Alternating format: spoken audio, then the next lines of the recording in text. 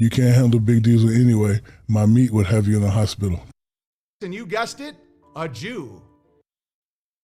Wow. This is the type of shit we do, roll up on niggas at the goddamn barbershop. Oh no! Oh jeez! And there will be gorilla shit all over the Omni. Is very obviously gay. I look at him and I'm like, well, you're gay. All the way Virginia, bitch. I'm always sticking my hands in my vagina. Oh, fart nigger.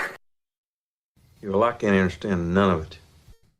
This one begat that one, and that one begat this one, and begat, and lo and behold, someone says some shit to someone or another. Just how retarded are you?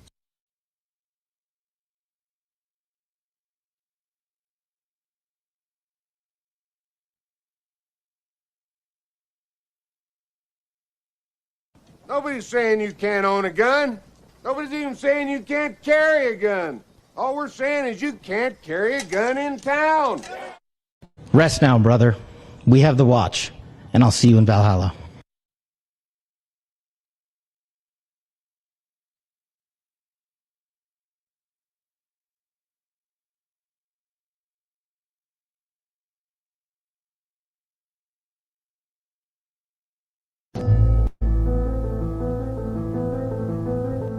In certain extreme situations, the law is inadequate. In order to shame its inadequacy, it is necessary to act outside the law, to pursue natural justice. This is not vengeance. Revenge is not a valid motive, it's an emotional response. No, not vengeance. Punishment. Tonight we have a chance to say, yeah, you're right. We're too extreme. We're too wild. We're too out of control. We're too full of our own shit. Or we have a chance to say, hey, fuck you, you're wrong. Fuck you, we're right. Because you have all made it to the dance. Because believe me, this is the dance. Start the show.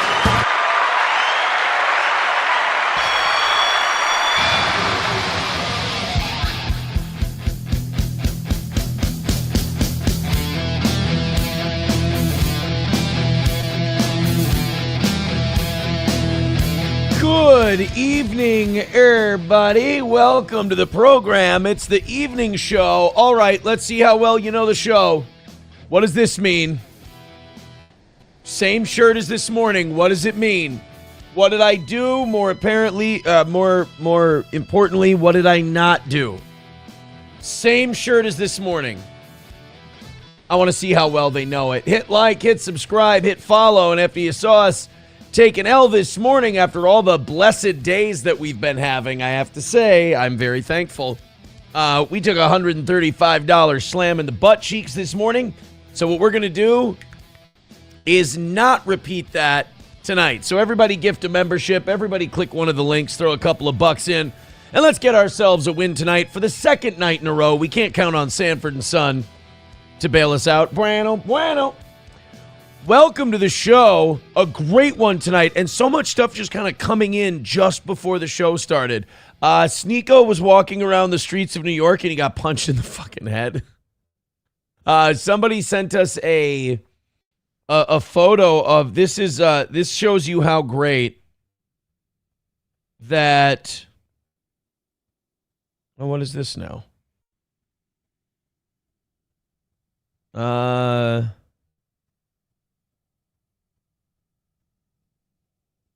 Okay. Oh, cool.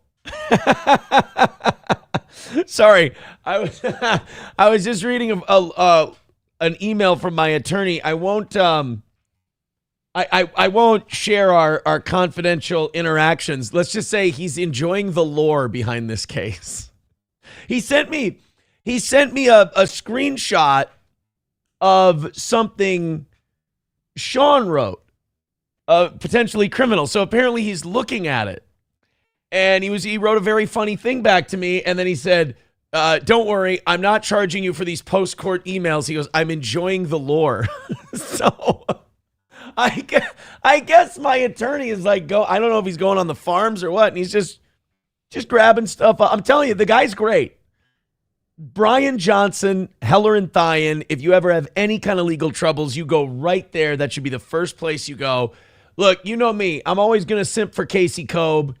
He's awesome. You need a family law guy, go to him. Everything else, go to Brian. He's so good. He's so good. And he's so, he takes an interest and a passion in his cases. He's fantastic.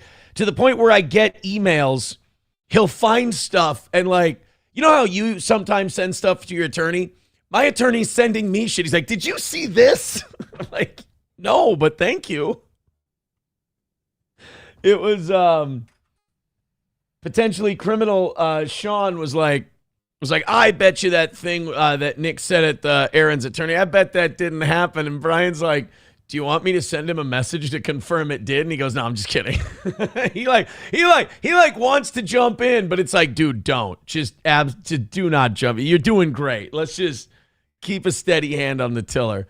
Look, it's been a very fun day. St. Caesar says, Aaron's attorney watching. Hey, your guy is a fatty who's eating Girl Scout cookies for breakfast. He doesn't need to know. He doesn't need to know that I had. And by the way, someone was asking in the chat. They said, oh, how many Girl Scout cookies have you had the rest of the day? None. I ate them all for breakfast, which is a terrible sentence to say. But it's true. I ate them all for breakfast. I've eaten pretty reasonably the rest of the day. I had some fish and chips. I had a banana nut muffin. I had grapes.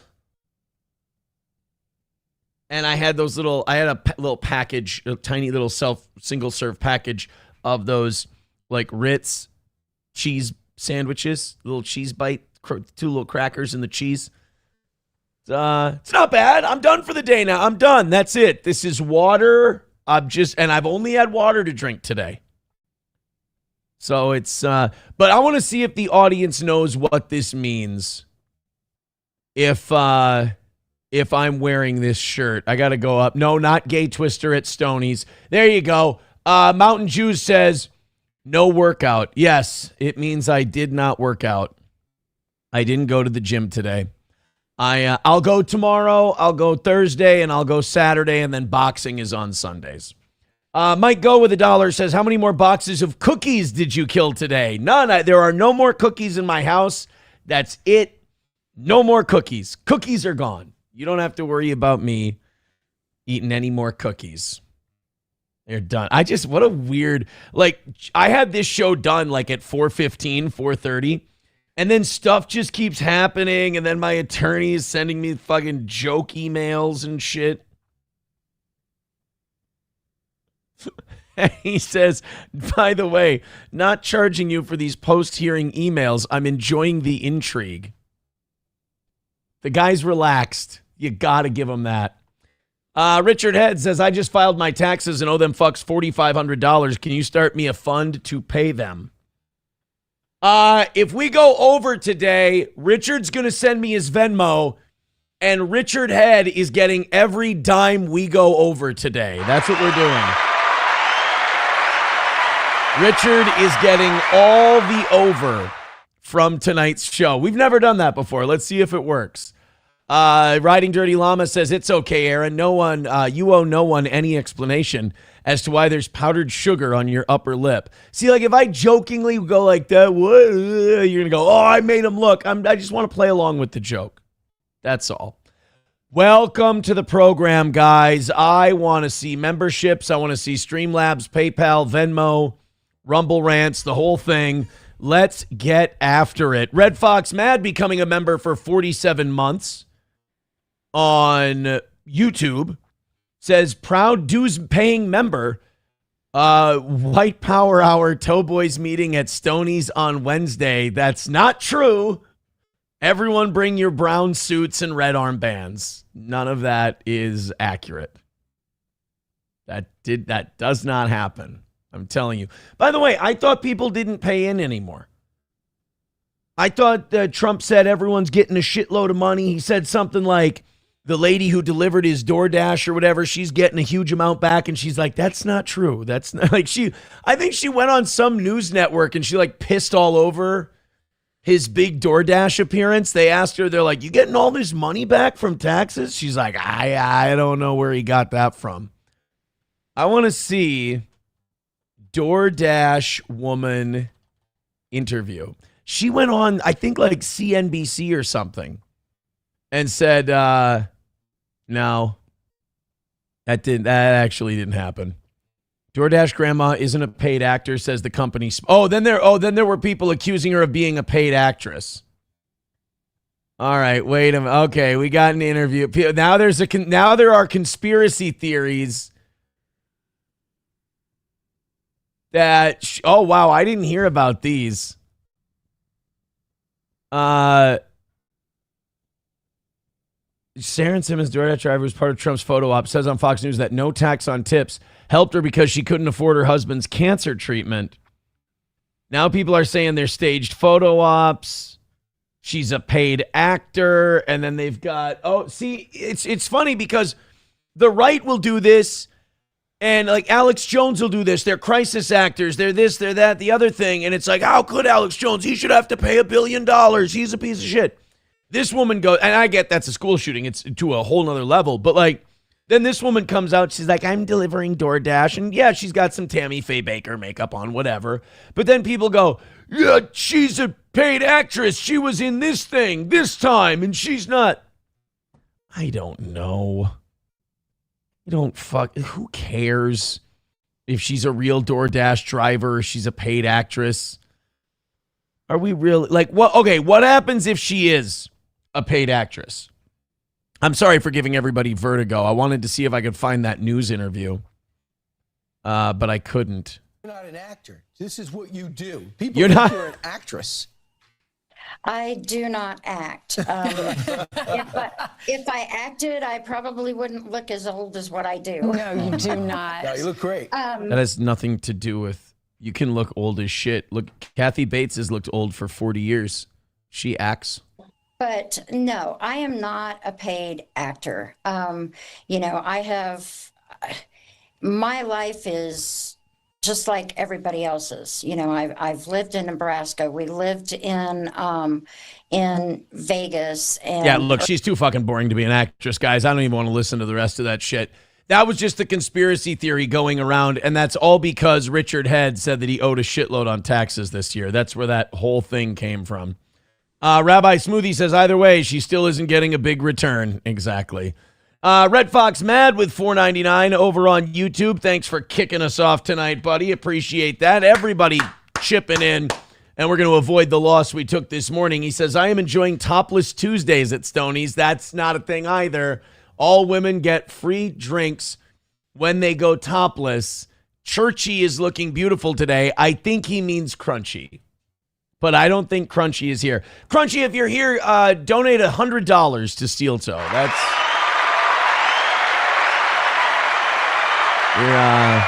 on those days, even though I did a good job shaking off the loss this morning, and the show was so fun, I didn't care, and we've been doing well.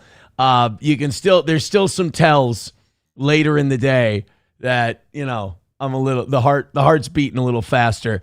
MSO says, Aaron, that little front chunk of hair reminds me of Epstein Island. Mountain Jew says she ain't an actor. That bitch got no money to get her teeth fixed. Yeah, I don't think that woman's an actress by any stretch of the imagination. All right, we got a bunch of stuff to get to tonight. And we have a lot of stuff to get to that came in, like I said, just before the show started. There was like a bunch of stuff that came my way. There was this photo I got sent. Apparently, cops in Germany, immigration is going so well in Europe that the cops in Germany are having to wear these new outfits, the SWAT teams are, to protect themselves from knife attacks. Not shitting you. Let me see if I can... fuck it. Let's just put it this way. I don't think that. I'm just checking to see if the person who sent this to me, if their email address is on it. There we go. They're having to basically wear chainmail so they don't get knifed by pirates. They're having to dress in medieval garb like it's the Crusades so the muzzies don't get them with their blades. God. You know what? Europe always makes me feel better about the United States. But that doesn't mean the United States is like doing great when it comes to immigration. But sometimes it's good to give yourself perspective and see Europe and go, oh, okay, well, it's not that. By the way, Rabbi Smoothie says she's churchy now, like you. Oh, yeah, crunchy is churchy because, okay, yeah. No, I got that. Let's go with that. Let's do the Sneeko thing. So this happened this afternoon. Sneeko was out on, honestly, he was out in New York, right? Yeah, he was streaming out on the streets in New York. And look, I can't say this hasn't been a long time coming. I can't say Sneeko doesn't kind of deserve this. Sneeko can be obnoxious. He can be a dick. He can get on people's nerves. Also, God, New York City looks like literal trash. It just looks like shit. But just everybody on top of each other and garbage and ugh. So Sneeko is out and about on the streets of New York. This is what happened when a guy who just talks shit on the internet all day long with impunity goes outside. You did.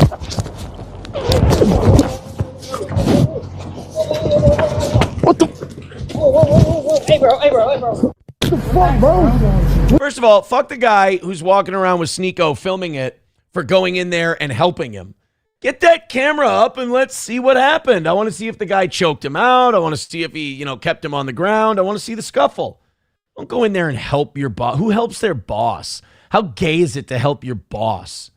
Film him getting beat up so we can watch it. What the fuck, bro? What the fuck is wrong with you? What the fuck? What's your problem, bro?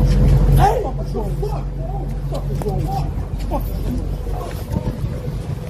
Yeah, we didn't even see if Sneeko really got his ass beat. We didn't even get another. And as someone points out on Twitter, it's more of a clothesline into a choke than a punch. I don't think that's necessarily a punch. But yeah, it doesn't. I'm just trying to see if there's another angle of it. It doesn't look like there's another angle for the Sneeko punch. You know what would be funny, though, is if this guy doesn't give it... this guy doesn't look like he gives a shit. See him? About, politics or what Sneeko says on his stream. The thing about New York City is, and the same thing with L.A., is you can just run into a fucking nut job, a paranoid schizophrenic who just sees you and thinks you're a demon and just starts punching you in the head. Sneeko can play this off like, oh, yeah, see, I just have my free speech and I just say what I want to say on my streams. And then people come and punch me in the face. It's like, no, that could just be a garden variety New York City psycho. He's probably got 25 assault arrests and he's given no cash bail every single time and they just cut him loose. I mean, he's a black guy with a beanie on wearing a Dr. Pepper t-shirt. Nothing about this screams political hate crime to me. I think Sneeko kind of looks like an Asian easy mark. So you just took him out. I don't know if that guy, I'm just saying, I don't know if the guy in the Dr. Pepper t-shirt spends a lot of time watching live streams. On what? On his Obama phone? Probably not.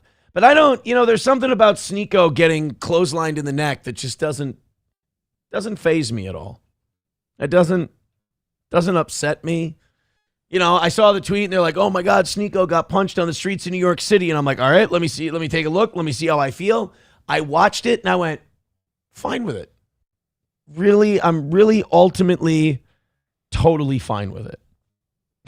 I don't have any issue with Sneeko getting close up. I don't think people should. I don't think people should go up on the street and hit any stranger, but I think Sneeko kind of digs his own graves on those situations. Onawall says, I've been told at least twice who Sneeko is, and it's so ridiculous, I can't retain it. Yeah, it's not like he's a guy who has a doctorate in poli-sci. He wasn't in anyone's administration. He's just a dick who talks a bunch of shit. That's it. It's like, I don't know where half these guys come from. I become Bapa Shab as soon as I see like these manosphere documentaries and I see, who's the guy who was a federal government employee and now he's like, yeah, America needs to get rid of all the immigrants and Jews. The camel, Myron Gaines. He's got like, his name's like really Fufi Saeed or whatever, but he had to change it to Myron Gaines so the, whiteys wouldn't rebel against him. But like he was a Homeland Security employee or something, some kind of federal agent. And then all of a sudden he gets a stream. He knows nothing. He has no particular intelligence or insight. He just says bombastic shit. And all of a sudden he becomes really popular. I think that there's like pay pigs at the CIA and their job is to take our taxpayer money and give it to live streamers. So they do really well, like watch their live streams and just gift a bunch of memberships. Where are my CIA operatives? All my CIA operatives in the chat, gift a bunch of memberships. Rabbi Smoothie says, a dick who talks shit. I thought that was this show. Yeah, but he's successful. That's what I meant to say. But like all of this stuff just seems like a plant. All of this stuff just like I'm going way too far down the conspiracy rabbit hole. But none of these guys have a reason to be famous. None of these guys have a reason to be successful. None of them have a reason. None of them should have broke through the algorithm. None of them should have grabbed an audience. Yet, they won't go the fuck away. They're not funny. They're not entertaining. They're not enlightening. They're just retards. So if they get pushed by the FBI and the CIA and the Department of Defense, they get put, and Jews, if they get pushed by all of these people, then you can paint that part of the political movement as, oh, look, they're just retards. Like, they're all Myron Gaines. They're all Sneeko. They're all Andrew Tate. And then we're like, well, no, there's like really smart guys. Just these guys are retards. Nope, that's who it is. Netflix puts out the Manosphere documentary and like, oh, see, Manosphere, it's all just this Grayson Waller guy. No, that's a wrestler. I can't remember who the guy with the wife. Then Myron Gaines, that SS Tiki Taki, or that guy's a fucking mental patient. And they just show these guys and they're like, see, this is the Manosphere. It's like, these are all retards. But Netflix goes out to hundreds of millions, if not billions of people. And then people watch it on Netflix and they go, that must be what men's rights activists are. That must be what the right wing in America is. God, those guys are fucking stupid. And they are. The guys they're showing you on that documentary are really fucking stupid. But it's hard for me to believe they're not all in on it. If that makes sense. I sound paranoid. Professor Tie-Dye is a CIA agent. Thank you very much. He's gifting a membership. Everybody gift a membership on Rumble and YouTube. Let's all be CIA and Mossad agents. Pretty sure Grayson Waller is a gay. Yeah, I think he's a wrestler. I think I fucked that one up. 88 memberships on Rumble, by the way, away from 700. And we're at 300 on YouTube. So we're technically 88 away from 1,000. Cocktiff says, you faggots shouldn't know these people. Go get some pussy. It's a game changer. Yes. Randall Flagg says, has Aaron apologized for his virulent anti-Semitism yet? Yeah, I can't believe it. I feel terrible about it. I feel absolutely terrible about it. You missed it. It was at the top of the show. I cried and everything. I ate a bunch of Girl Scout cookies to say I'm sorry. All right, this got sent in this morning. We never got around to it. Thank you again, Professor Tie-Dye, for gifting that membership. Everybody gift memberships. Everybody click links. We're winning tonight. We got to get a win. Somebody sent this in. That was that girl who got jumped at the pizza place. We talked about that not too long ago. Apparently, they got the security cameras and they found the full video of this girl getting jumped over some pizza. Let's take a look. All right, I'm not going to listen to this fucking awful music. So here we go. It's girls. So they got the hair. It's just hair with them. It's just grabbing the hair, and whoever has the better toss, whoever has the best throw with the hair, that's who wins. I mean, they don't punch. They don't throw forearms into each other's face. They don't throw elbows. Women just go right for that hair, man. If you're going to go brawl with some bitch, you better tuck your hair into your hoodie and tie it up tight because they're going for it. And now she's hammer fisting. Oh, boy. Oh, now we're throwing some good shots. Oh, she's going after everybody. She's taking them all on. By God. By God, it's one black girl on two whites. She's holding up. Oh, the numbers game is getting to her. The numbers game is getting to her, King. She's wearing down. She took her down. She's still pounding her. She's still pounding her, King. She's taking them all on. And the rest of them got a case of the limber tail. She's still got a handful of hair, King. They're trying to pull her off, but they can't. We're going to see more this Sunday at WrestleMania. Oh, is she a white broad? Is she a white? Oh, my God, it was a white who was doing this. This white bitch can scrap. They're trying to pull her up. She won't let go of that hair, man. See? That's because that other girl threw a punch. Did you see that? That's why these bitches don't let go of the hair till it's all over. That's your control. Look at this. She throws a punch. Look at that little sneaky punch. You dumb bitch. Know when it's over. By the way, her friend was going to help her for a second. She took a couple of punches from this lady, and that was it. She was like, nah, I'm good. So now this girl's got to get her ass whooped. And nobody wants to put hands on this woman because she's just throwing at everybody. Not letting go of that hair yet, dude. Yep, throw her out. Throw her out the door, then you'll let go of the hair. She's going to dump her out of the ring.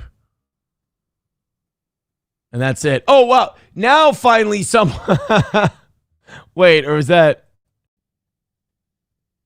Oh, no, that was... Okay, that was... The whole thing was recycling. Okay. I mean, what a bunch of chicken shit friends. The girl with the hair who was getting beat up, what a bunch of chicken shit friends she has who just stand there and watch her get her ass kicked. Like, they all could have jumped on and restrained her and held her back, and then they all could have left out of there. They like put one or two hands on her, and she swung like this, and they went, all right, we're back. We'll just we'll make sure nobody gets too seriously hurt. Fucking you cowards. You cowards. Oh, man. They go right after the hair. It doesn't matter. White, black. Black girls are more apt to throw punches, I feel like. But those white girls, man, it just becomes two women locked in at the hair. That's like their collar and elbow tie up. And then they thrash. And whoever hangs on, whoever lets go first loses. And then you're just going to get spun around on the floor by your locks. You know what you do? You wear weaves that are loose. And then they'll grab onto the weave and then they'll go flying. The weave will come off with them. There needs to be some evolution in effeminate fighting. Hey, before we get to this Elijah Schaffer custody dispute stuff, this is insane. So the psychos at Kiwi Farms got a hold of Elijah Schaffer's custody dispute, and there is some crazy, crazy shit in there, and we're going to go over it in just a second. Hit like, hit subscribe, hit follow, and make sure we do not suffer the same fate as this morning. Gift some memberships, throw in some donations. Let's see this show continue to do well. I have a question for you. I did laundry today, and yesterday I was telling SP I bought this new pack of Trident gum on Sunday. Haven't even opened it. And I told her, I'm like, I can't find it. I can't find my gum anywhere. I bought a new sugar-free original flavor Trident. I was really excited about it. I said, I can't find it. I found it. It was in the laundry. It went through the wash. And now here's my question. The plastic is still on it. You can see that, right? Is this still good? Like, if I open this up, is this just full of like laundry detergent and shit and like I'm going to puke as soon as I have a piece? Or is this still, what am I asking you guys for? You're going to tell me, oh yeah, give it a shot. It'll be great. Oh no, it's wet. See, look at this. Let me open it for you. Look at that. Oh yeah, that ain't good. That's not good. That's falling apart. Oh yeah, look at that. I'm trying to, oh boy. Yeah, look at it. Look at these pieces. There's nothing holding these pieces on. Look at it. Oh, yeah. Oh, now there they go. No, Gordy, don't come down here. So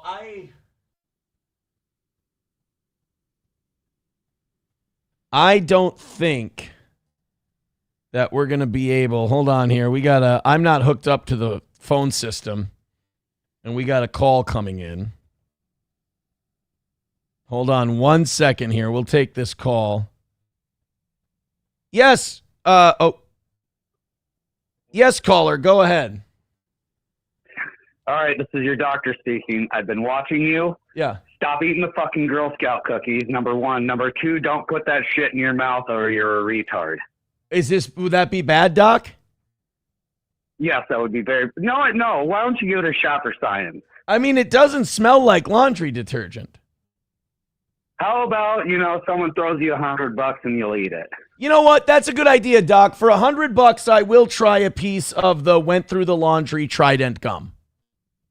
There you go. All right. Glad I could help. Thank you, Doc. Thank you. And my doctor helping me out on the show here. There we go. Silverwolf with $2 says new gum fund. Well, you heard it here first. The doctor said, I'm going to say in the next half hour, in the next 30 minutes, at $100 comes in, I'll give it a shot. I'll give it another shot. Happy Wawa customer gifting a membership. Thank you very much. 4 more of those. Got ourselves a golden shower. Thank you. Yeah, my doctor said stop eating the Girl Scout cookies, which, I understand. That's fine. And then he said, do not put that shit in your mouth. But he doesn't understand. I took a massive L this morning, and I hate losing. And we were off to a slow start tonight. So I just wanted to notch a win. And I'd be lying if I said I wasn't curious about the shape this gum is in after it went through the wash. You know what, though? Here's the problem.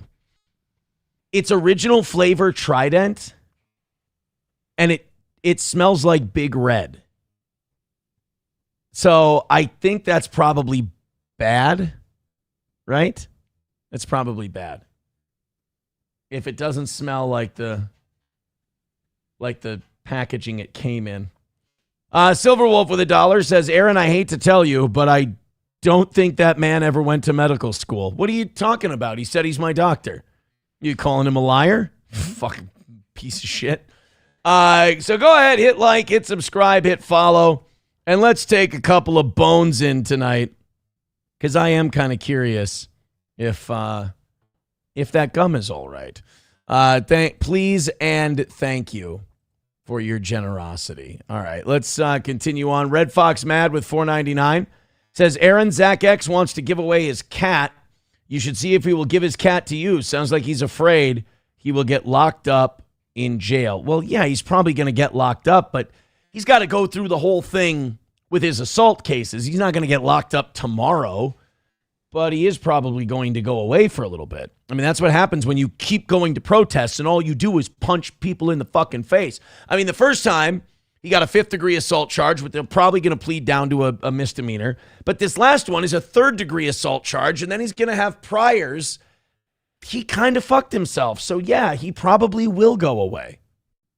If he doesn't, or if he goes away for less than 6.5 days, or they let him do like some house arrest kind of shit, I'm going to be fucking mad. I really am. I get mad at everybody now. There was a guy in the sentencing. He had a sentencing hearing before we were in court yesterday. And I'm sitting there, I'm watching because we're next. And this fucking guy drove these guys to a place. They robbed a guy, and he sat in the driver's seat the whole time. But the group of guys robbed a guy at gunpoint with airsoft guns, but it doesn't matter, and it doesn't know they're airsoft guns, robbing the guy at gunpoint and then beating the shit out of him. And a 24-year-old guy, and he gets 5 years probation, 41 months in prison stayed for the 5 years of probation, and gets like 20 days in the county jail, which he can, and then he goes, which I'll allow you to serve with an ankle monitor at home. And I'm like, why didn't I get the fucking at home with the ankle monitor offer? I would have taken that. Meanie bejeenies I got, I tell you what. Anyway, my point is, if Zach X is worried about going to jail and not having his cat, fuck him. Don't go fight people at protests. There's a very simple way to get out of all that, and it's not beating someone up at protests. $1 from Silverwolf Says, as someone with an actual doctorate, yes, I am calling him a liar. Wow. Wow, that's them's fighting words, as they say. By the way, so we $90 in the next 29 minutes, and we'll try one of the pieces of gum. You know what I say? Just knock out the fucking goal tonight and let's not you win. Let's not even play these silly games. Let's just everybody gift one membership and we'll be aces. Let's do the Elijah Schaffer thing. Custody dispute documents were made public today. Now, Elijah Schaffer, right-wing grifter, I don't think he was ever a real conservative. He's kind of one of those guys we were talking about. Glenn Beck brought him on before Alex Stein because Glenn Beck's trying to make Israel cool to young people, which it's a losing game. So he had Elijah Schaffer. Elijah Schaffer wanted to go start his own thing. He wanted to go do coke and drink all the time and get pegged in the asshole and, do all kinds. Which, by the way, all the stuff we know about Elijah Schaffer now will pale in comparison to the shit we're about to hear. Elijah Schaffer went from gay, sad, grifter, tragedy, creep, psycho to guy we might have to, give him the old Fargo treatment if this stuff is for real. Elijah Schaffer's legal team tried to suppress these, tried to get them kept out of the view of the public. And you understand why now. It starts innocently enough with, and these are documents in his custody battle. His wife is trying to take the kids and keep the kids from him because he's got a drug problem. He's got a drinking problem. He fornicates. And also she alleges that he's a schizophrenic, which we found out in these documents. And boy, I tell you, if you listen to Elijah Schaffer lately, it makes a hell of a lot of sense. If you've listened to any of his ramblings about what's been going on or anything like that, he sounds like a guy who's not all there upstairs. Elijah Schaffer is on a number of drugs. This is, I think, Null at Kiwi Farms found this. That's the link here on Twitter. Elijah is on a number of drugs, and one of them is typically used for schizophrenia. Quetiapine. By the way, I am proud of the fact that I don't know how to pronounce medications. Some people, you'll mispronounce medications in front of some people, and they'll go, it's actually pronounced diazolocadine or something, and you'll be like, you're proud that you know that, and I don't, aren't you? That's all kinds of fucked up. Ezopiclone, which is typical for insomnia. The quetiapine is typically prescribed for schizophrenia, bipolar disorder, major depressive disorder, insomnia, anxiety, or other similar issues. He can take those drugs and everything, but you know what else might help the schizophrenia, bipolar, depression, that kind of shit? Not doing boatloads of cocaine and drinking ample amounts of booze every day and shoving things up your asshole. A lot of that stuff might just clear up if you get all of those distractions out of the way. Escitalopram, which is for another one for major depressive disorder, anxiety disorder, panic disorder. Panicky Pete, this Elijah Schaffer. Xanax is used for anxiety disorder and other anxiety episodes. Yeah, I don't think you should be coupling this with stimulant abuse. So you've got Xanax and hydroxyzine, which is for anxiety as well. So he's on 4 different medications to bring you the fuck down. And he's on another drug that's for insomnia, which means you can't sleep. Stop doing coke, you retard. It's not the first time I've yelled that sentence in my life. But no, you're on a bunch of different things to bring you down because you're so fucked up on the stuff that's bringing you up. Oh, and then on top of that, his wife outed him as a possible, now they say pedophile in this thing. I think his wife's potentially outing him as a child molester. I mean, worse than a pedo. By the way, Ryan the Garbage Man letting me know it's pronounced crazy nut bar pills. Okay, yeah, he's on like 5 different crazy nut bar pills. So then his wife, in testimony to the court, outed him as a possible child molester, which would explain why his lawyer tried to seal the transcript from the public. The attorney said, and one of the concerns you have is they're quoting him admitting that he abused a child when he was a youth pastor, right? Before he became an internet. And she said, yes, a boy child. Yes. Question, a little, she says, a 16-year-old boy. Yes, sir. So he was a pastor, and his wife alleges that Elijah Schaffer molested a 16-year-old. I mean, I guess if anybody would know outside of Elijah and the 16-year-old, she might.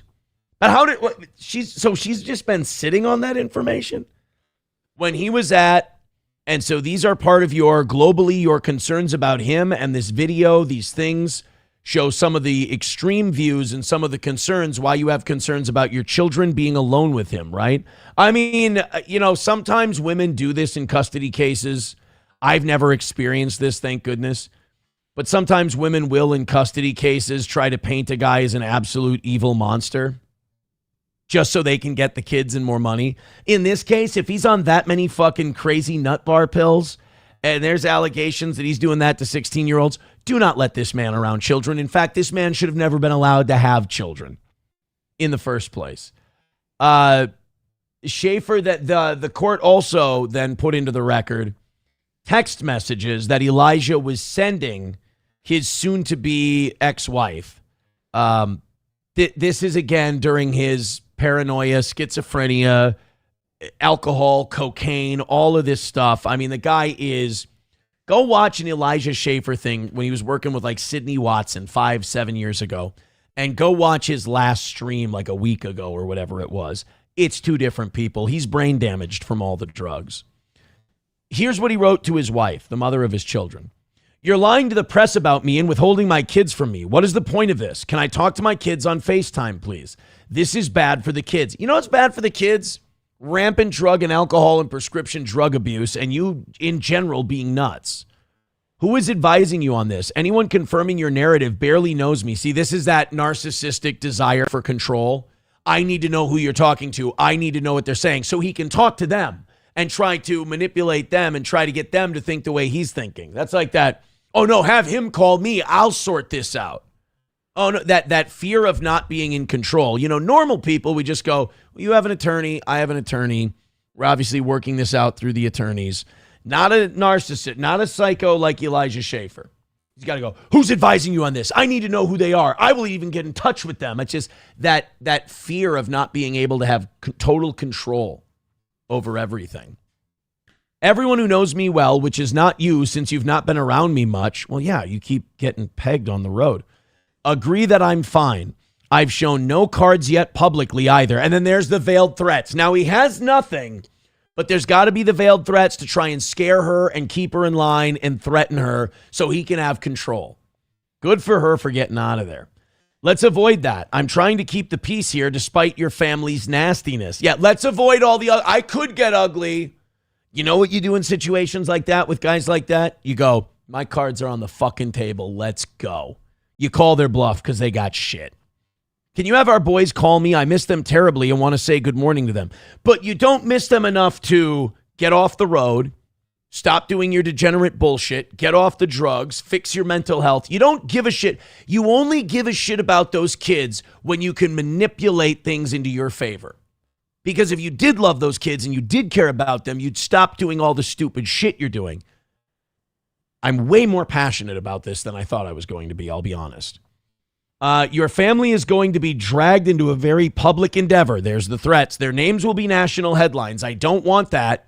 Do they want their privacy? Let's mediate. Press have been approaching me about your dad and brother. I've withheld comment. See, this is all just, again, this is just that manipulative, control freak, narcissist stuff.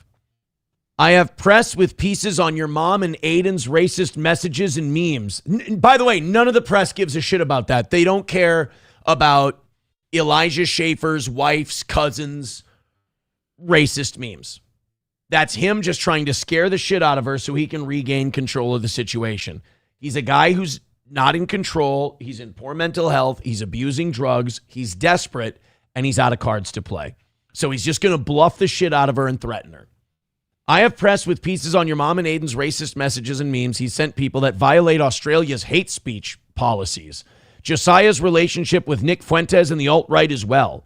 I've been holding them off, avoiding contact for now. They've been calling me, asking about your brother's police job. No, they haven't. It's very weird, and I don't plan on responding. Someone in your family is leaking. No, they're not. I just want to see my kids, please. Again, none of that had anything to do with the media stuff. It was, again, scare tactics, promoting fear. Once you've experienced someone like Elijah Schaffer, you can read through all their bullshit and just plow right through it. I'm fluent in this by now.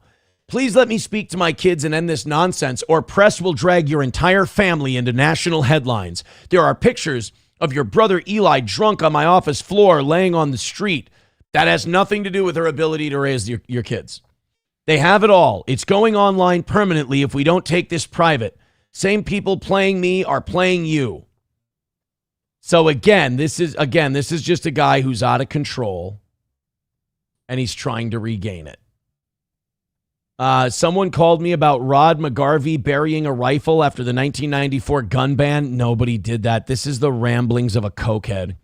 The Australian press is contacting me and my lawyers and I. It's going to be an international story. Can we stop this now? By the way, you notice she's not responding to any of this. Can we stop this now? You let a guy like this hang himself. You just let him keep writing, keep typing, keep talking. Lots of stuff coming out if we don't call off the press and take this private. I can call them off. I have friends in the press and can probably get them to withhold and respect our privacy. Honey, he's got jack shit. He's not going to do anything. He's busted. You keep on keeping on. You've got him. He's scared. That's why he's making threats. The more scared guys like this are, the more they threaten. They got nothing. Time is running out to take this private. Press will make everything public if you and I don't talk within 48 hours. Does your family want to be an international story? Your dad's guns being handled by foreigners? Again, nobody in a divorce case gives a flying fuck about any of this. I don't know who leaked this stuff, probably Eli, but we need to make this private now or we're all going to suffer at the hands of the press forever. You're the only one through your coke and your paranoia and your drinking and your gay degeneracy and your cheating. You're the only one suffering. Your wife is fine. You think you can destroy me? You can't. See, here come the threats again now. So, I want to work with you. I just don't want this bad stuff to come out. I'm not threatening you. And he's not getting a response. So, you think you can destroy me? You can't. I just want to co-parent our kids. That's it. All right, get off the drugs, get your mental health straightened away, and then you can see the kids. The press wants to destroy us both. Nope, they don't want to destroy her at all. And your brother is playing their game. I will protect you and the kids at all costs. One day you'll realize that I was actually on your side. Wow. You know what? From that limited interaction, thank God Elijah Schaffer's wife is getting the hell away from him. Holy jeez. I mean, that is really, really bad. Papa Shop says Aaron's dated a guy like Elijah before. Shit. Now, he's that guy, good for her for getting rid of him. Good for her for kicking him out of there. And, look, if he gets help, he gets help. But that is a guy who's definitely falling the fuck apart. Red Fox Mad with $5. Thank you very much. What is it now? 85. We'll do the gum bit. $85 in 15 minutes. I'm going to oh, man. Let's get a rally going, boys and girls. Red Fox Mad with 5 says, Crunchy, are you available for a hookup session tonight? Let's make whites to fill in the hole. Call me or text me, Crunchy. You are beautiful, baby. Can we stop? Can we stop? Can we just please stop this? I don't want to play intermediary. I don't want to be the phone sex operator between you and Crunchy. Crunchy, if you'd really like this to stop, please let us know by donating $100 to Steel Toe. Thank you and good night. Hit like, hit subscribe, hit follow. Throw us a membership, throw us a couple bucks, click one of the links. We appreciate you. MSO says Elijah's ex-wife is going to hook up with Ethan Ralph, isn't she? I don't think so. I think she's safe from an Ethan Ralph episode. Plus, Ethan is happily with Scarlett. It's so sad, though. I saw a video clip on Twitter today. They were at the airport together in Las Vegas. Ralph was heading to Houston to catch his flight back to Merida. She was on her way back to Chicago or Milwaukee or wherever she's going. Sad, man. Really sad. They spent their Thursday through to about Tuesday in Las Vegas together. And now this, the it couple of the internet, their third time out together in like a month. They're going back home now. And like, it's gotta, like, these trips have to be adding up for them, especially like neither one of them can get on a plane the first try. So like, you got to figure if it's Scarlett and Ralph, you're going to buy a first plane ticket. And that one's just that's like your deposit to get into the airport. Okay. They're not going to make it on the plane.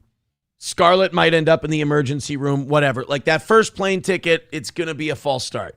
So then you're going to have the second plane ticket. So you know how most of us buy a round trip ticket? You got an arrival and a departure, right? They have to buy 4. Arrival, departure, arrival, departure. And that second one usually works out. If nobody goes to jail or the emergency room, that second one usually works. This time, it seems like both of them got on their plane fine, went home, all's well that ends well. But you got to figure these plane tickets are adding up. You got to think these trips are adding up. They got to take a little break, right? Like they got to go home. They got to rest up, save a little money. This has got to be getting expensive. Or who knows? Maybe they're just in a better place financially than the rest of us. Randall Flagg with $1 says, Aaron, if Elijah Schaffer helped you meet the goal every show this week, would you let him see you naked in the privacy of your own home? I wouldn't follow Elijah Schaffer into the front door of my own home. No, I'm not inviting Elijah Schaffer here. Also, people were wondering, hey, why didn't the Las Vegas wedding happen between Ralph and Scarlett? Unfortunately, Ralph is still married. Ethan's still married to his last wife that he married in Las Vegas. They couldn't get the divorce. Although he did win. I guess there was a lawsuit against him and he won. It got thrown out. So congratulations to him there. That's another win for the Ralph. And he couldn't get the divorce, though, from the last wife so that he could marry Scarlett. So the Las Vegas trip did happen. The Las Vegas wedding did not, unfortunately. Rusty Grammer says, I had to look up Scarlett and had to delete my search history. She had logs of... No, all right. All right. Baba Shab says, so Aaron would meet Elijah at a cheap motel. Got it. No, it's a no. It's a no. I wouldn't. I don't want to be around Elijah Schaffer at all. There. Is that a good answer? MSO says they both failed the blood test. You know, I used to think that you had a blood test done before you got married. And do you know what movie made me think? I want to see if MSO and I are thinking of the same movie. Do you know what movie made me think that before you get married, it was mandatory that you took blood tests? Because MSO says they both failed the blood test. I've never had to take a blood test to get married. But there was a movie that made me believe I did. By the way, the chat on Rumble, I'm seeing them come in and like what it's in relation to. We have a huge disconnect. Like there is a massive delay tonight because they're still commenting on the Elijah Schaffer home. They're just getting to the question I just asked now. So we got quite the delay. So send all your 5, 10, 15, 20 memberships in and we'll get them eventually. Guys and Dolls, no. Well, I guess maybe MSO and I weren't thinking of the same movie. MSO says way back in the day, they did have blood tests. Oh, see, I was thinking of the movie Problem Child 2 when John Ritter and the woman who played LaWanda had to get blood tests, and then Junior found a way to replace LaWanda's blood tests with a dog that had rabies. And they wouldn't let LaWanda get married to Junior Healy's dad because apparently little Ben Healy was going to marry a woman who was rabid. So they had to come get LaWanda and take her away so that little Ben Healy could marry, was it Trina or what? I can't remember what the little girl's name, her mom, and then they could be problem children together. I haven't seen that movie in probably 30 years, and I still remember it. All right, let's continue on with the show. I hope while we do, you guys feel like throwing 5s, 10s, 15s, 20s, 25, 30s, whatever you'd like to, at the toe. I want to win tonight. We sucked this. The show was great this morning. I took it like a champ, thinking, you know what? We've been really kicking ass. We'll notch a win in the evening. We'll get back on it. Let's go. Streamlabs, PayPal, Venmo, Super Chats, Rumble Rants. I'm getting warm. Okay. We got some Rabbi Shmuley. I keep fucking that up. We've got some Rabbi Shmuley tonight. He's back. You know, he went on vacation for a while, and it seemed like there was no Rabbi Shmuley content, and that Shmuley might just, cuck the content forever. We might never get to see America's favorite rabbi/dildo salesman, which is what Rabbi Shmuley is. He is a rabbi who goes around and basically finds people who don't like Israel and then reports them to the police. That seems to be his career. That's his occupation. And then on the side, he and his daughter run a dildo business together. So if you thought the Lee Greenwood, Donald Trump Bibles were bad, now we have a rabbi and his daughter selling sex toys together, which, I mean, they're fucking over the entire world. What's the difference if they sell us stuff to shove in our own assholes, At least they're not shoving it in this time. So Rabbi Shmuley got off a plane, and he claims that a Jew hater attacked him publicly at Newark Airport. It's a British guy, and the British guy apparently said something critical about Israel, and Rabbi Shmuley decided that he could not let this injustice stand. He needed, if you've ever been to Newark, I've been to Newark Airport. It's a very busy airport. He decided that he would walk through Newark Airport following this guy who said something negative about Israel and publicly shame him for being a Jew hater. Ladies and gentlemen, I give you our rabbi and dildo salesman, Rabbi Shmuley. How is it that a British man is allowed to walk over to a Jew, and an anti-Semite walks over, attacks a Jew at an airport? An anti-Semite and a Jew walk into an airport. Sounds like the start of a joke. An anti-Semite walks over, attacks a Jew at an airport. How does he have a visa here? He won't say his name. I'm going to give this to the State Department. I'm going to find out exactly what visa is he here on. What's he doing in the United States? How can he attack American citizens, Jews?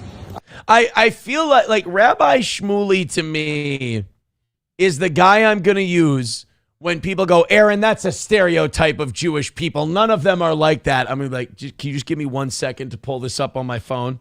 And you just pull up Rabbi Shmuley and they go, oh shit, yeah, he's really bad. And you're like, I told you.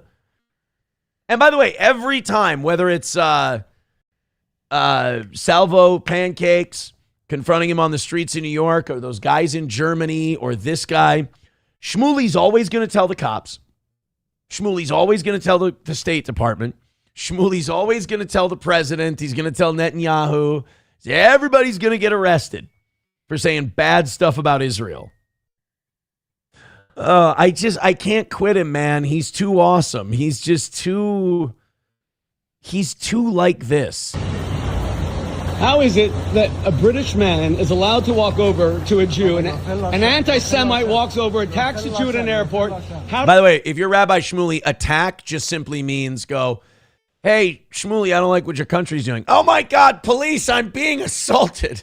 Does he have a visa here? He won't say his name. I'm going to give this to the State Department. I'm going to find out exactly what visa is he here on?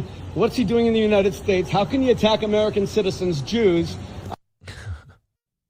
I mean, I can answer that question with a PowerPoint I have prepared if you'd like. You see, it started in 1917. There was a thing called the Balfour Declaration. By the way, Professor Tie-Dye clipped this out on Twitter, and he says, thanks, Aaron Imholt, for blowing my cover. What did I do? That makes sense. I sound paranoid. Professor Tie-Dye is a CIA agent. Thank you very much. That was recorded really weird, but thank you, Professor Tie-Dye. And thank you, everybody who's gifting memberships and throwing in a couple of bucks tonight. All for you. Let's get it going. Streamlabs, PayPal, Venmo, Super Chats, and Rumble Rants. Let's go. Let's do it. Rob says, Oy vey, Rabbi Shmuley is being holocausted. Historically White says he was known as America's rabbi for years. He's still my rabbi.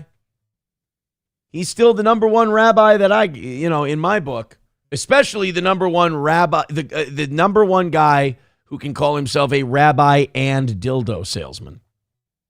Fauci's Pangolin says this is a 6-point answer.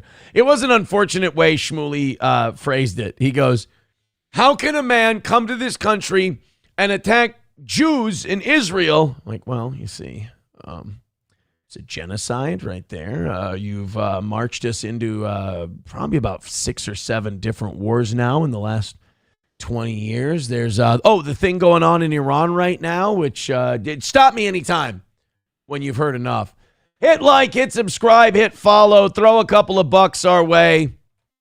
Let's try to get something going tonight. I would appreciate it. Please and thanks. Wow, 283. Checking out the show this evening. 283, not a bad number. Let's keep it going and see if we can't make a go of it this evening. Had a great start yesterday, which I appreciate. All right, one last Israel thing. This was based. Member of Parliament Berkowitz in Poland decided he was going to give a little presentation on the floor of Parliament today with a modified Israeli flag to make a political point in Parliament today. Powinna wyglądać dokładnie tak. Dziękuję. They're clapping. So if you're not watching, he's taken the Israeli flag and put a swastika in the middle of it and held it up on the floor of Parliament in Poland. And there's not a ton, but there's a fair amount of people applauding. Pan poseł Maciej Konieczny koło Razem. So I didn't know that. So we do show and tell in the Polish Parliament. You just go up there and you go, well, today I've brought my modified flag. It's, as you can see, look, there it is. There's a swastika, and it's on an Israeli flag. I have a question. Who does that offend more, Nazis or Jews? Who does it offend more? Like, if you're a Nazi, on one hand, you're going, hey, wait a minute. Don't associate us with that shit. I'm offended. And if you're Israeli, you're like, how dare you remind us of the Holocaust? It only happened a couple weeks ago. I'm offended. So it's like no side's happy with that flag. Brett McCart says, hey, those Jews stole my logo. Taste Fairy Iolto wants to know where he can get one. Yeah, I see a marketing opportunity, like, what do they call it? A campaign funding opportunity for this Polish member of parliament. Then again, Poland's probably a more evolved country than America. You can't give private contributions to a politician. There are no privately funded campaigns. Bapa Shab says, they're a simpler folk over there. Yeah, they understand the spirit of a good debate. Historically White says the guy holding the flag is probably a Jew. I mean, his name's Berkowitz. I mean, that would be kind of based, right? If it's a Jewish guy, and the Jewish guy is like, yeah, you know what Israel is? The new Third Reich. You're like, oh, shit, oh, man. That is one Jew that's not playing around. That's like those Orthodox Jews that burn the Israeli flag in the streets because they're like, this is a demonic country. And you're like, fuck. All right. I like that better. That's why I like the Nation of Islam and all those groups that like criticize certain things about like black neighborhoods and stuff. I'm like, good. Let them say it. I don't really see a victory in this for me. So like Orthodox Jews burn an Israeli flag, and I'm like, rock on, buddy. You're doing the Lord's work. You know what? I wouldn't doubt that Polish member of parliament is Jewish, and he's just had it with. That's how much people have had it with Israel's bullshit. Rob gifting 5 memberships. There's a shot in the arm we needed. Hey. Wanna fuck? Let's fuck. There we go. Let's do a couple more of those, guys. Let's get ourselves on a winning track for tonight. The evening show, the goals are much smaller. So those drop-ins of 5 gifted memberships, They really sink that meter down pretty well. Thank you very much for that. Let's do 2 or 3 more of those, and we're in a good spot for this evening. Keep gifting those memberships. We're 82 now away from 7 hundo on Rumble. All right, did you guys see that? I had this on last evening's show, but I didn't go with it. I didn't run it because I didn't really understand it. You know Ruby Rose? Do you know the actress Ruby Rose? She was in, I think, Hunger Games and Orange is the New Black. She's like, she was a really hot chick when she had long hair, but then she like got brain damaged by Hollywood and became like non-binary and cut her hair like Guile from Street Fighter, and still cute. I think she's still attractive, but like, you know, she butched it up a lot. She is now accusing Katy Perry of sexual assault. And it's kind of because it's 2 women, 2 very famous, pretty attractive women, and one of them's accusing the other one of sexual assault. And it's like, it's the first SA case where I've seen it, and I've been like, guys, let's not jump to conclusions here. Ruby, would you tell us in detail exactly what happened? I want to make sure I've got all the facts. Katy Perry is denying Ruby Rose's accusations that the singer sexually assaulted her 2 decades ago. So Ruby Rose would have been 20. Katy Perry would have been 21. She said, Katy Perry sexually assaulted me at Spice Market nightclub in Melbourne. Who gives a shit what she thinks? Whoa! That kind of came out of nowhere. See, yeah, she's like, she cut her hair like that, and then she tries her best to look like a dude. I think she's non-binary also. I'm not sure. But at any rate, that is kind of weird. She wrote this in response to Complex Music's post about Katy Perry reacting to Justin Bieber's Coachella performance. So Katy Perry said something about Justin Bieber. Complex Music wrote about it, and then Ruby Rose writes, who gives a shit what Katy Perry thinks? She sexually assaulted me at a Spice Market nightclub in Melbourne. It's like, whoa! Kind of just right out of nowhere. She's been hanging on to that one for a while. But also, you can't just be flippantly saying that shit about people. Like, you got to have some evidence. You got to have some...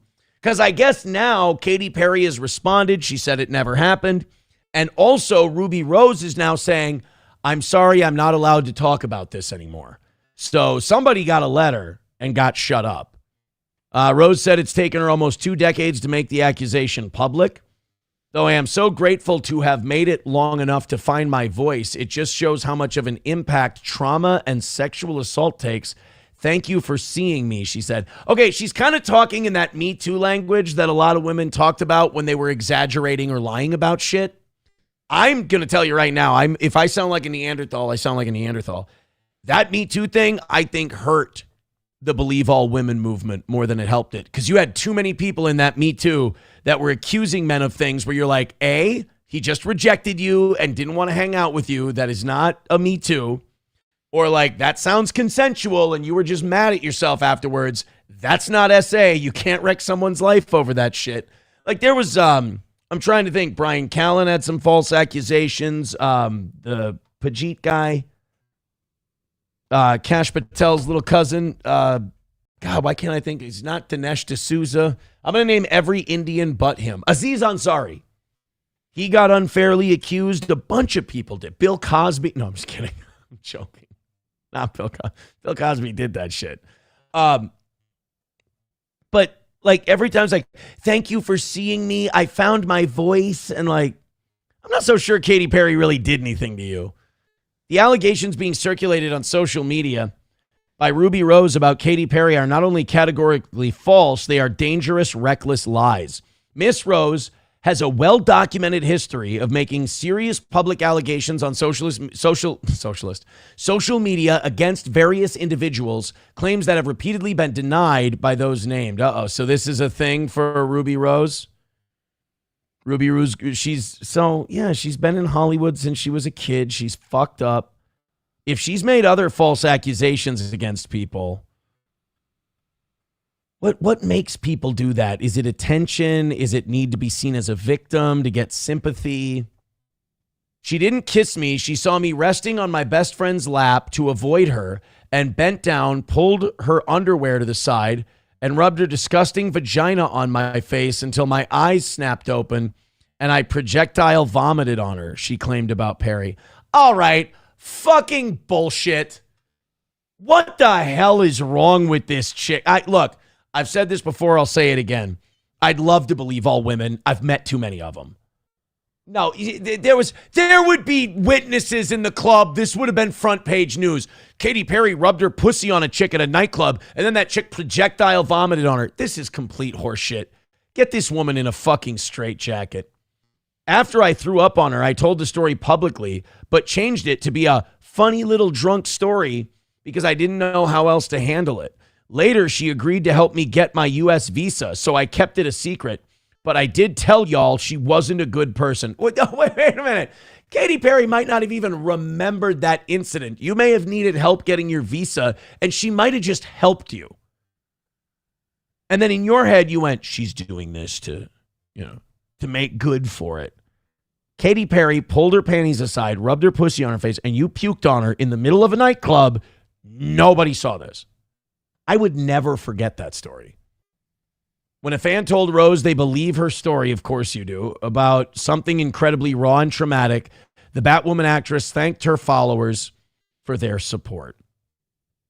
She planned to go to a police station to see if any of my experiences can be investigated.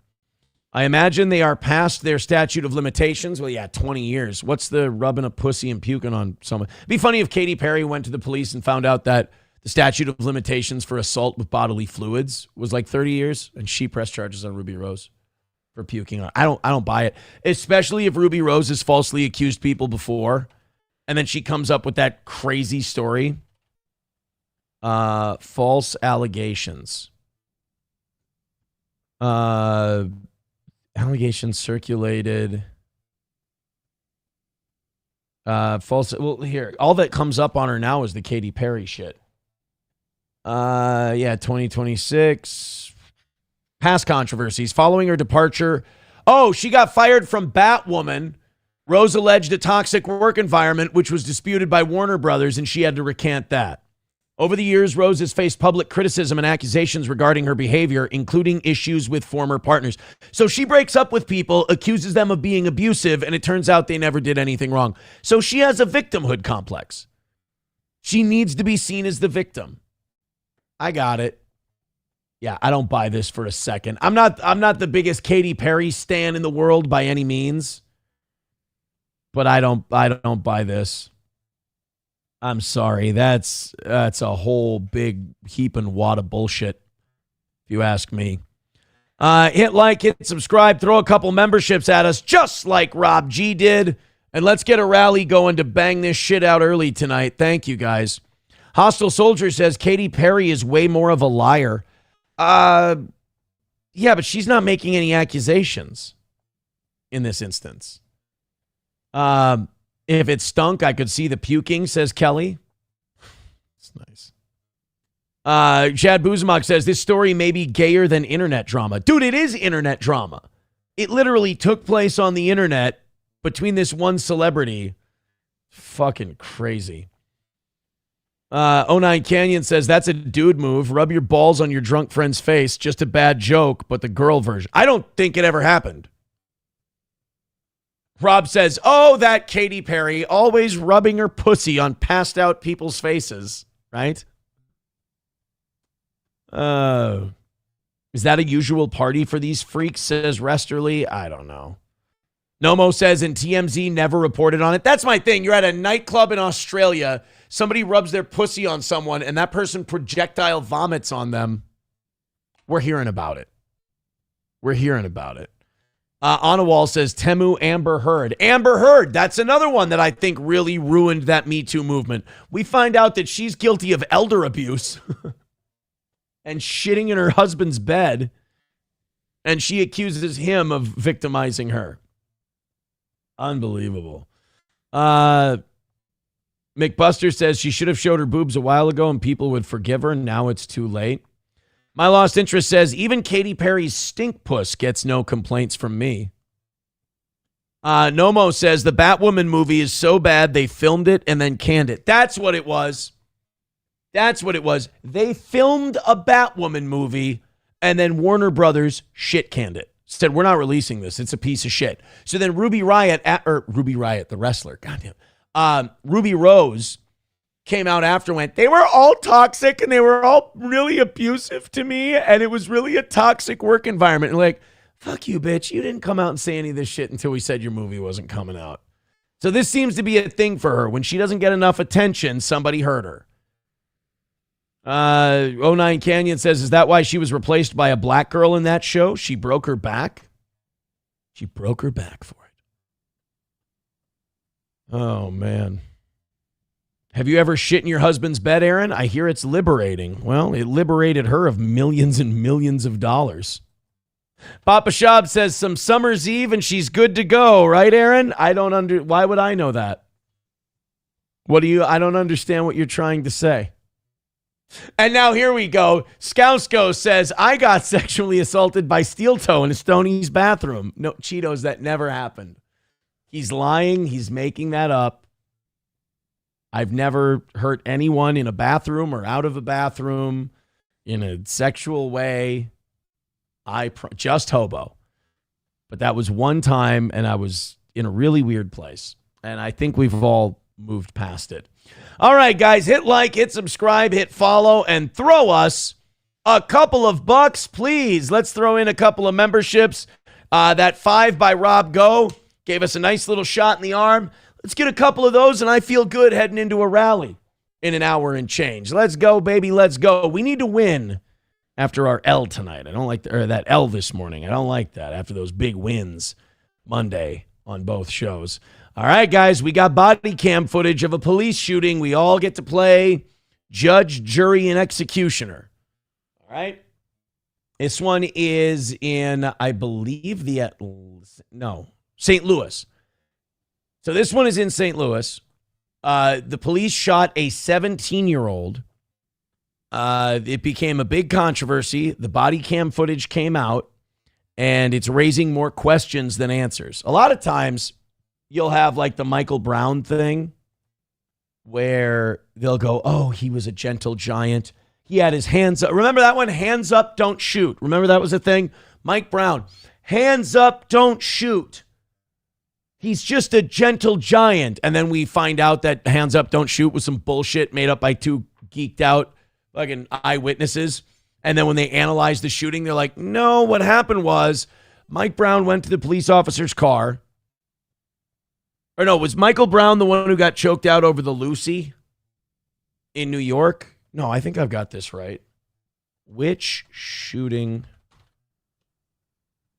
was Mike Brown? Ferguson, Missouri. Michael Brown Jr. Okay, who was the one who got choked out over the Eric Garner? Was the one that one was kind of fucked up. The Eric Garner one was fucked up.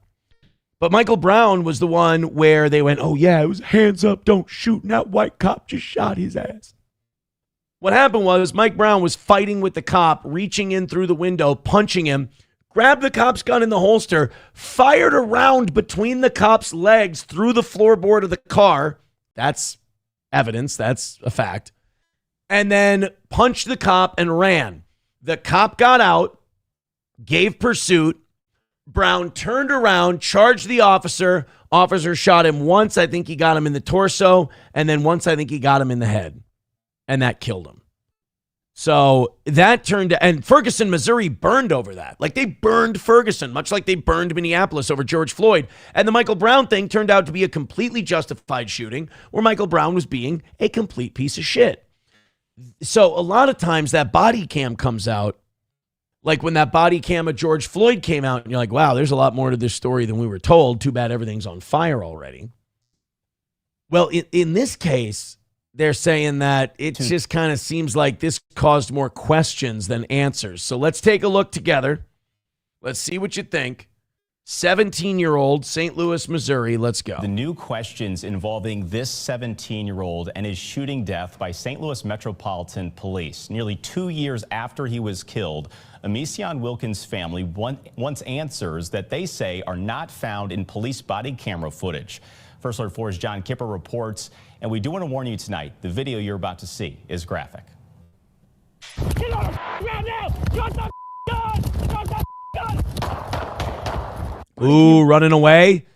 Right away, that's bad news. You never want to shoot somebody in the back, even if you're a cop.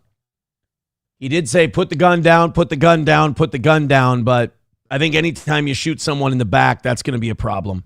A video released Monday by the attorney for the family of Amision Wilkins, showing the lead up and the aftermath on June 18th. Oh, man, you're handcuffed. That's the other thing. We got to talk to these. You know, we always heard after George Floyd, we heard the black community going, I have to have a talk to my son. I got to talk to my sons about how to act around the police and this and that. It's like, well, you're doing a dog shit job, because I see a lot of black people in these body cams of these controversies getting arrested, and then they get up, they struggle, they wiggle away, and they run away. And it's like, I got to tell my kids how to be around the cops so they don't get shot. It's like, well, no, that's probably a good idea, because whatever they're learning about how to behave around cops now, it's getting them shot. 2024. He should still be here. Shayna Wilkins, Amision's mother, saying she still has not heard a full explanation of what happened, and the body camera shows clues. Police say they were investigating a vehicle theft, and eventually, during a chase, Wilkins and another suspect ran from the car. And that's where the video picks up, showing an officer running towards Wilkins through a field as he yields his gun. He orders Wilkins to get on the ground and drop his gun, and then fires his own. The video does not show Wilkins at the time of the shooting, and it's unclear if he turned around or pointed anything at the officer. That's just it. It does seem like the officer shot him while he was running away. That's usually where a taser comes in, more than a gun.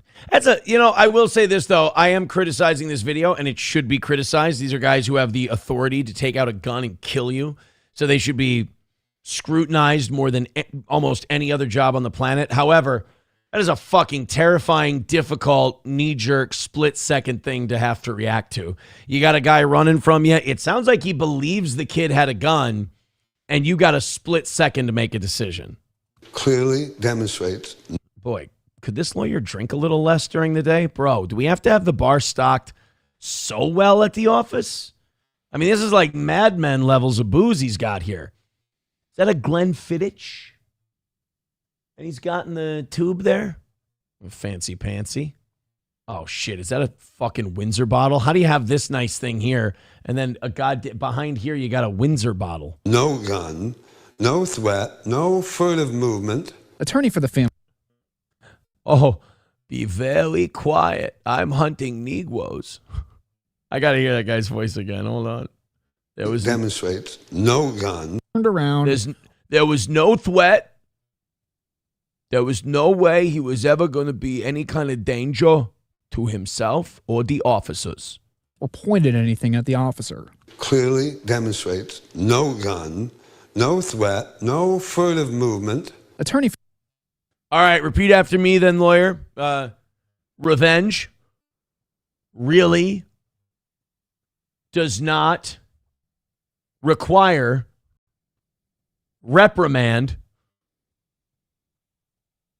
for the responding officers. Thank you.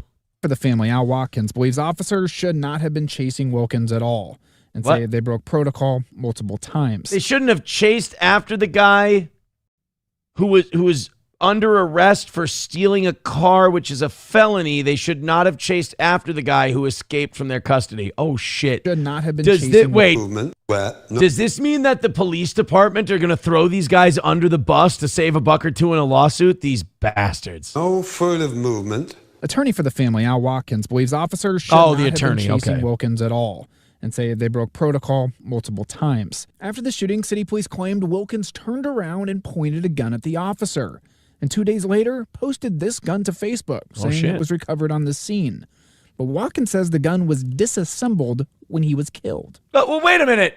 It doesn't matter when you're now that changes everything.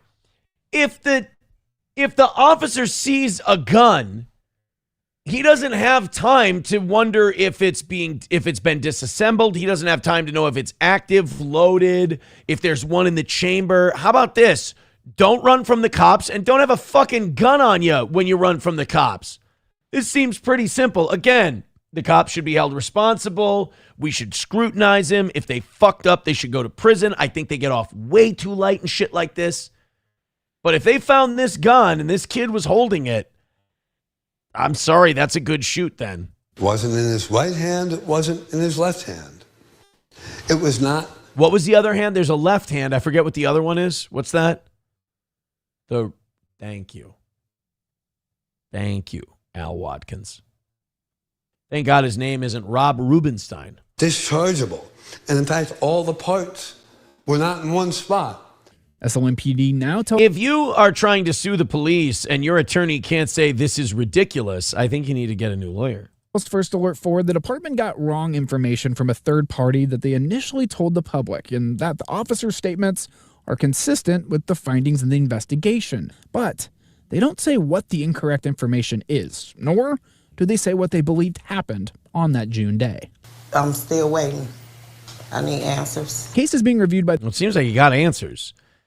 They recovered a gun next to his body. His body cam footage. Cop shot him. He was running away. I mean, I don't like that this guy got shot, but again, it's one of those things where whether or not the cops shot him in a justifiable way, that's for attorneys to figure out. This guy put himself in a position to be shot. The circuit attorney's office, and they won't comment on the specific case. Only to say, officer-involved shooting investigations take time. Watkins believes time is up. He wants the officer fired and prosecuted. I mean, bro, it's 2 years later. Yeah, I don't think you can say, well, you know, these things take time. 2 years. And he's suing the police board of commissioners. The money end of this is ugly because, as a lawyer, how do you quantify the value of a life of a human being? You fucking dirtbag. You know exactly what you do. You figure out what your 60% contingency cut is, and then you find out if the family's going to be happy with the pittance you leave them. You know, as a lawyer, it's so difficult for me because I have to figure out how to put a dollar sign on someone's life. And that's very hard. Fuck. Sorry, let me play the world's smallest violin. As a lawyer. You know, as a lawyer, it's so hard because I have to figure out what's a proper amount to sue the police for. How about $30 million? How do you quantify the value of a life of a human being? You measure how low your bar is, what you need restocked, and how much a settlement contingency fee would allow you to remodel. Now, as for the officer who shot Wilkins, Watkins says that he spent the last 2 years or so on paid desk duty with SLMPD. Watkins adds that when questioned about what happened that day, the officer invoked his Fifth Amendment rights and refused to answer questions. That's a good idea. Good call. Yeah, there's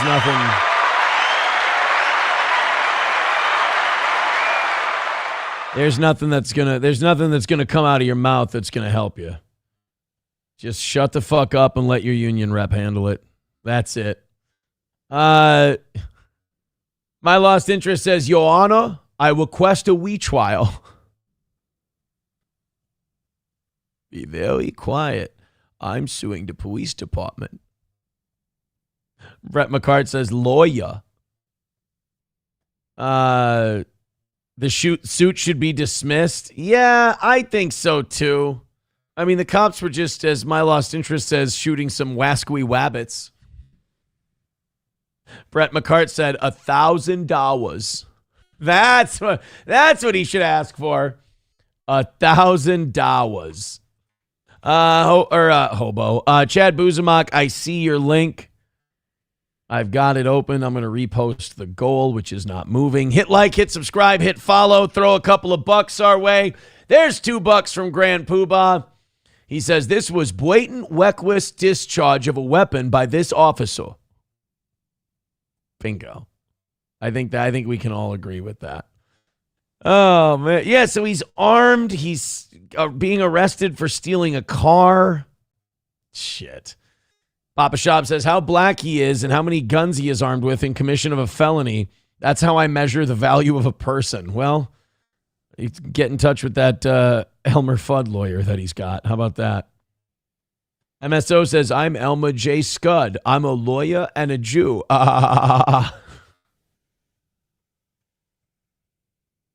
When that Palestinian was shot by an IDF rifle, a piece of his skull hit my client in the leg and gave him a wimp. I'm suing that dead Palestinian's family for damages. Be very quiet. I'm building settlements in the West Bank. We don't even know if that guy's Jewish, you guys. Come on. We don't even know if he is. He could be any background, any culture, anything. All right, let's get after it. Streamlabs, PayPal, Venmo, Super Chats, Rumble Rants. We got about an hour until it's rally time. Having some fun, but we want to win tonight after our L this morning. All right, this is Chad Buzamok clipped this, so I'm sure this is totally unedited. She didn't kiss me. She saw me resting on my best friend's lap to avoid her and bent down, pulled her underwear to the side, and rubbed her disgusting vagina on my face until my eyes snapped open and I projectile vomited on her. That's not, that was Ruby Rose's accusation. And by the way, listening back to that, I'll take things that never happened for 500, Alex. God, yeah. Oh, yeah, for sure. Yeah, that totally sounds like it happened. Oh, Buzmog says he has another clip that he sent us as well. All right, we got another one. Let's see. Let's go to that one. Is it Elmer Fudd hunting his favorite prey? Oh, no. Oh, no. Aaron's impression of Elmer Fudd hunting his favorite prey. I better get money for this. Oh, be very quiet. I'm hunting Negroes. Come on. That's just funny. How do you listen to that and not go, I have to listen to that show? That's amazing. Ablo Pacheco says, lawyers see too much. If I were him, I'd drink too. Maybe. But this case, I'm sorry, that was a good shot, and you're putting the police department through the ringer, and then in essence, you're putting the taxpayers through the ringer. And this cop has been on desk duty for 2 years now because of this case. This is maybe my favorite clip, says Buzmok. It's really good. I think I want to keep that one. Be very quiet. It's not a bad Elmer Fudd either. Like, it's a funny line, but it's also a good Elmer Fudd impression. And really, we gotta take it in its totality. All right. I need memberships. I need drop-ins. Let's go. Let's get a win tonight. Holy shit. Jake Paul has a death wish. I just saw this breaking news too. Jake Paul got his jaw broken by Anthony Joshua, and now it looks like Anthony Joshua is going to fight Tyson Fury. Imagine if Joshua beats Fury, how good that kind of makes Jake Paul look. But Jake Paul is gunning for a return to the ring by early 2027, and he wants to fight Francis Ngannou, one of the hardest hitting human beings alive. A guy who's knocked Tyson Fury down and almost beat him, lost a split decision. And I mean, how do people not give this kid credit yet? How do they not give him respect? He's got giant balls. Goes out there and like 12, 13 fights into his pro career when people are still beating up cab drivers, he fights Anthony Joshua, 2-time heavyweight champion of the world. Gets his jaw broken, gets fucked up. He could come back to the ring and fight NBA players and football players and all kinds of other guys again. He could fight washed up 60-year-old Anderson Silvas or whatever. Instead, he gets in there and he goes, I want Francis Ngannou in my first fight back. Now, first of all, Tyson Fury fought over the weekend on Netflix. I watched the fight, and he fought this big Russian bum, and he wiped the floor with him. I mean, it was never close at any point. The guy was completely outmatched, and Fury just kind of smacked him around for 12 rounds. That was his comeback fight after a year and a half to 2 years off after losing to Usyk twice. So Fury gets this nice soft touch so he can sharpen up his skills and come back.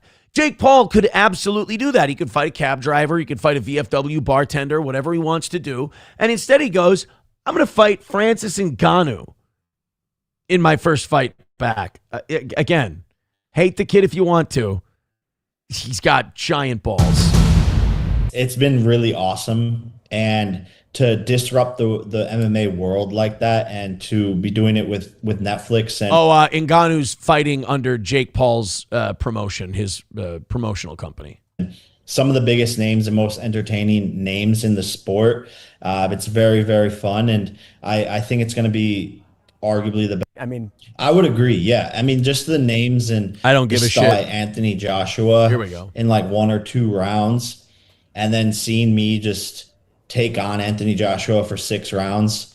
Obviously. That's true. Ngannou did get knocked out in 2 rounds against Joshua, and Jake Paul went like 6 or 7 rounds with him. So that counts for something. I ended up on the canvas too, but not unconscious. I think he realized like, oh snap, this kid is actually a lot better than I thought. And I'll tell you this, though, I've never bought that argument. Like, I got my ass kicked in a different way that you got your ass kicked. A lot of that can be explained by styles. Jake Paul was moving away from Joshua the whole fight and trying to pick at him and fight from the outside, whereas Ngannou was coming right at Joshua. It was kind of tailor-made for an early knockout, whereas Anthony Joshua had to walk Jake Paul down and find him. So just because you went 6 rounds and Ngannou went 2 doesn't mean you did a better job. Great example. Roberto Duran went 15 rounds with Marvin Hagler. Tommy Hearns went 3. But Tommy Hearns gave Marvin Hagler a hell of a fight in those 3 rounds versus the fight that Marvin Hagler beat up Roberto Duran in. That's not always a good measure of how well you did. But look, man, a lot of respect to Jake Paul for stepping into the ring. If he steps in the ring with Francis Ngannou immediately after getting his jaw broken by Anthony Joshua, that's respect, man. That's respect. However, he might get his fucking head knocked off. Ngannou connects. That could be it. Oh, by the way, thank you, Boozmock. Thank you for sending this clip. I can save it now. Oh, be very quiet. I'm hunting Negroes. I'm not, though. Again, just factually, it was just a joke. Here we go. $10 coming in from OG Anonymous Fake Dono. Says Boozmock's clips can always be trusted 100%. His moral integrity should never be questioned. Elmer Fudd approves. Oh. Hey, look, I get to hit the blue thanks button on that one. There you go. Everyone who sends something in on Venmo gets the blue thanks button hit. Thank you for breaking up the dry streak that we were on there. Come on, guys. Let's everybody gift a membership. Let's everybody click the link. Steel Toe Media Inc. on Venmo, Streamlabs, PayPal, Super Chats, Rumble Rants, etc. Let's go, baby. Let's go. And let's notch ourselves a W tonight. I sure could use one. So we have an update on the Diana Russini story, the hussy of the NFL. So if you didn't know who Diana Russini was, she's like one of the biggest like NFL insider reporters. She gets all the scoops. She gets all the news before it comes out. People break stuff to her, and it turns out she might have been blowing guys for the information. Look, I'm not confirming that. I'm not saying that's what happened. But also, she was caught at a resort with Mike Vrabel, head coach of the New England Patriots. And it's been said that, she gets Patriot scoops really early. When Mike Vrabel was coaching in Tennessee, even back then, people were saying, wow, Diana Russini must have a source deep within the Tennessee Titans because she breaks a lot of Titan stories. Turns out she had a source deep inside of her. It was Mike Vrabel. Now, nothing wrong with 2 people fucking each other. The only problem is Diana Russini and Mike Vrabel both married long time.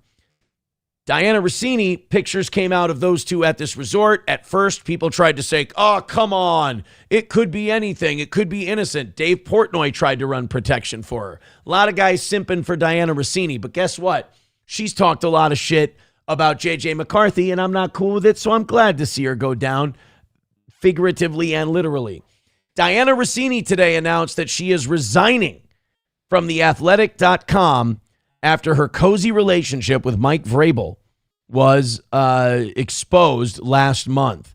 The NFL insider submitted a letter to her employer on Tuesday saying she has handled her responsibilities with professionalism and dedication throughout her career and stands by every story on her byline. That's Diana Russini right there with the headset on. There's one of the pictures of her and oh yeah, we were just hanging out with friends. Really? Do married friends interlock their fingers alone next to a mountainscape on a deck? I don't know, guys. Russini, who joined the outlet in 2023 after leaving ESPN, said she's leaving not because she did anything wrong. No. But because of the self-feeding speculation that is simply unmoored from the facts. Oh. So you didn't do anything wrong. You're just quitting your job. Totally believe you. I do not think in any way this is anything but two friends hanging out in a pool alone together. Isolated off to the other side of the pool, sitting right next to one another. Yes, in no way does this look like you've done anything wrong. Moreover, this media frenzy is hurtling forward without regard for the review process The Athletic is trying to complete. It continues to escalate, fueled by repeated leaks, and I have no interest in submitting to a public inquiry that has already caused far more damage than I'm willing to accept. So, I didn't do anything wrong. There's no evidence that I did anything wrong, yet more shit keeps coming out. It's frustrating me, so I'm going to leave. Come on. Either take accountability for what you did or fucking disappear. But don't do this quit thing where you're also going to quit and go, by the way, I didn't do anything wrong. Yeah, you did. You did. I mean, if you didn't do anything wrong, you should be like, I don't give a shit. Release everything you've got on me. I've got a good paying job with the Athletic. I get to cover football for a living. It rules. I love my gig. I'm not going anywhere. But instead, you're like, I'm stepping down from my job. Not because I was blowing the coach of the Patriots, but because a lot of pictures that insinuate I was blowing the coach of the Patriots keep coming out. And I'm denying it. I didn't do anything wrong. But fuck, you guys have a lot of photos and they keep coming out. So there's also the accusation that she was a little friendly with the general manager of the Washington Commanders. That coming from the wife of the general manager of the Washington Commanders. Rather than allowing this to continue, I have decided to step aside now before my current contract expires on June 30th.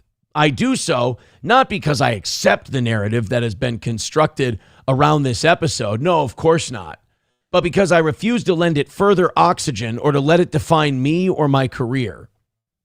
Well, these photos come out and then you resign from your job. If you didn't do anything, you stick it out. You don't give it any oxygen and you do your job and write about football. So there's a lot of double speak going on here.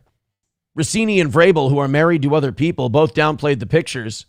And she claimed there was a group of friends hanging out at the luxury resort. Yeah, you just couldn't see them.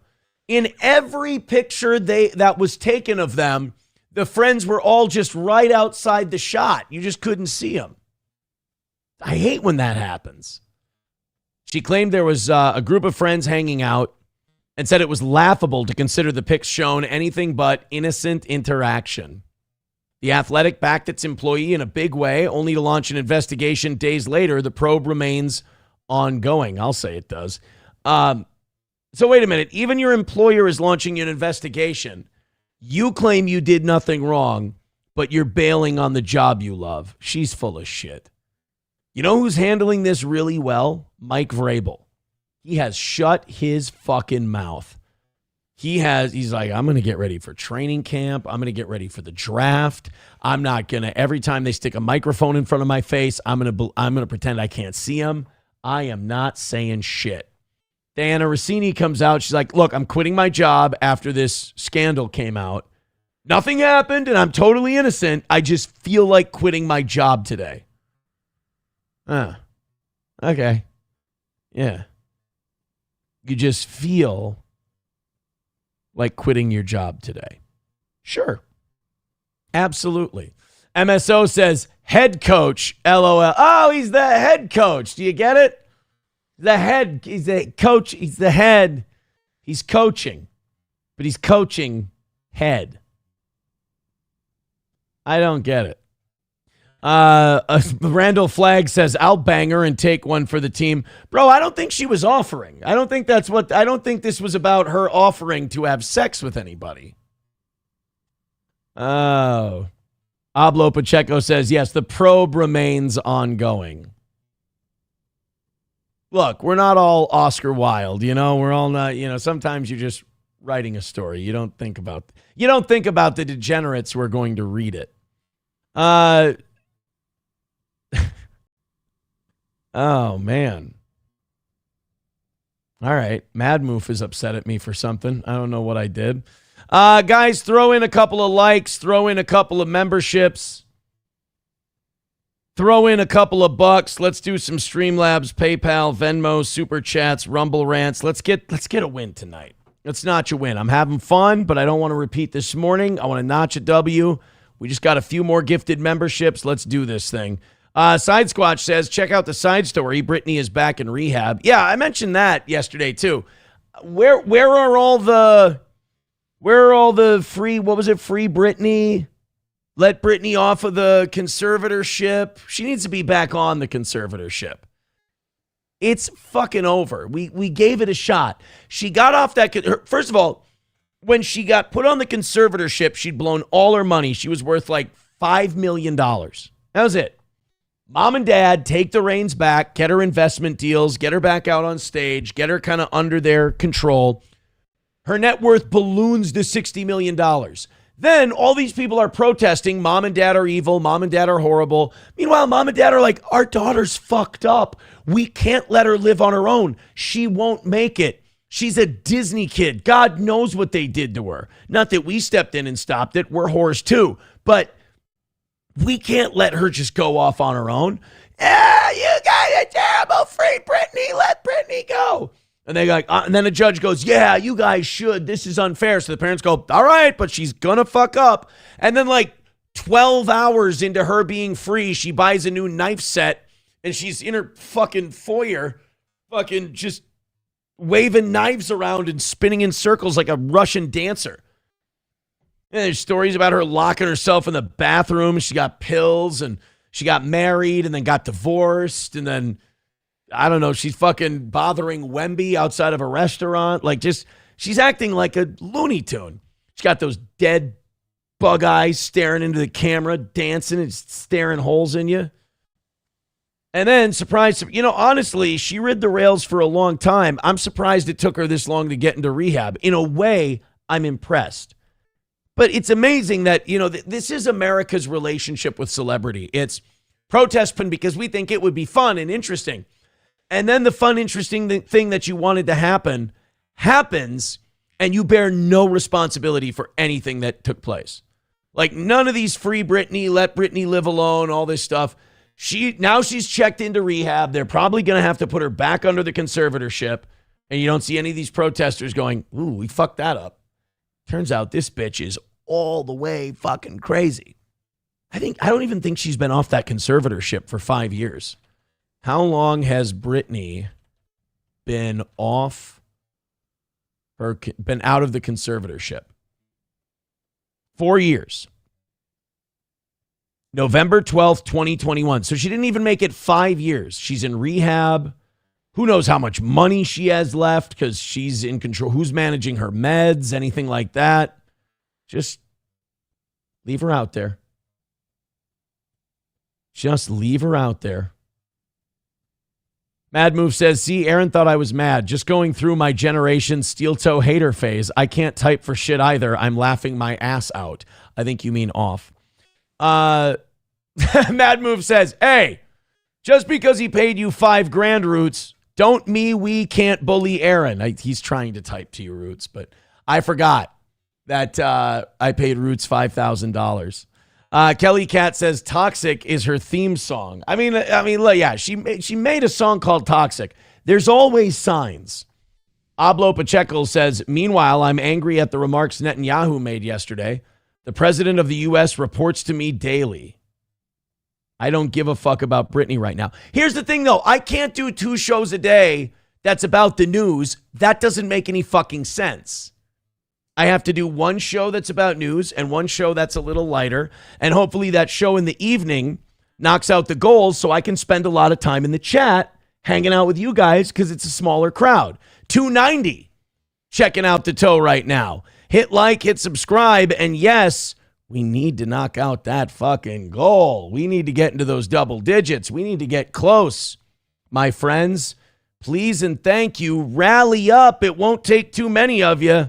Let's go. Thank you, Rob. Thank you, OG Anonymous Fake Dono. Thank you, Red Fox Mad. Thank you to Professor Tie-Dye. Let's keep this shit going. All right, I'll give you a little Trump. It's not news, but it's some Trump stuff. Dr. Oz was doing an interview this week. And like, I understand this a little bit because I have a boomer dad. And boomers have this weird thing where like, if a food is green, they think it's healthy. Or like if something says lean in the title, well, then it must be healthy. Or like a salad, no matter how many toppings and dressings you put on it, it's a salad. It's got to be healthy.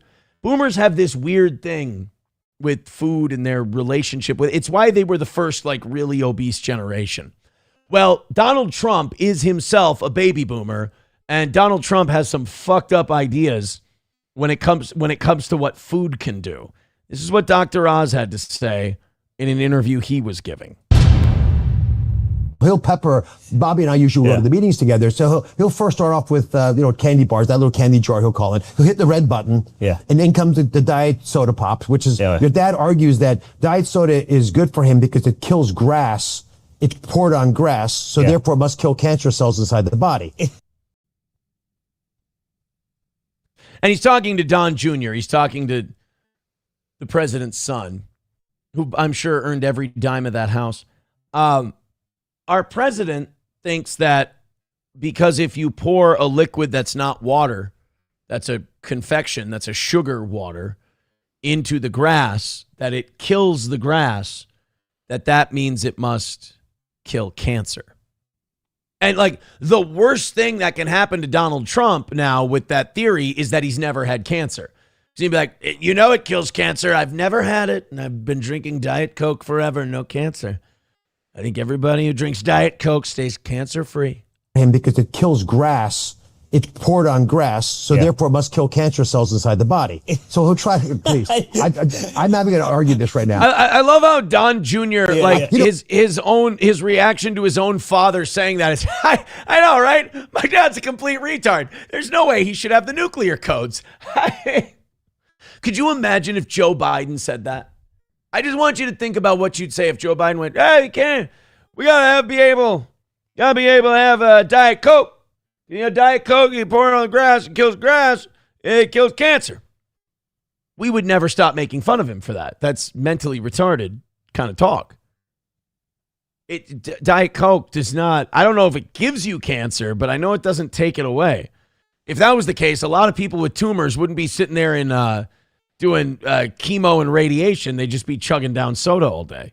Or must kill cancer cells inside the body. So he'll try, please. I'm not even going to argue this right now. We were on Air Force One the other day, and I walk in there because he wants to talk about something, and he's got an orange soft drink on his desk. Fanta. He drinks Fanta. That's what. Oh my God, Donald Trump's black. Wow. Donald Trump drinks orange soda. He's Kel Mitchell. Drinks Fanta. What a fucking dick, our president. Nobody likes Fanta. Nobody likes orange soda. I didn't want to say the brand name on the podcast. He's got Fanta on the desk, and I say, are you kidding me? So he starts to like sheepishly grin. He goes, this stuff's good for me. It kills cancer cells.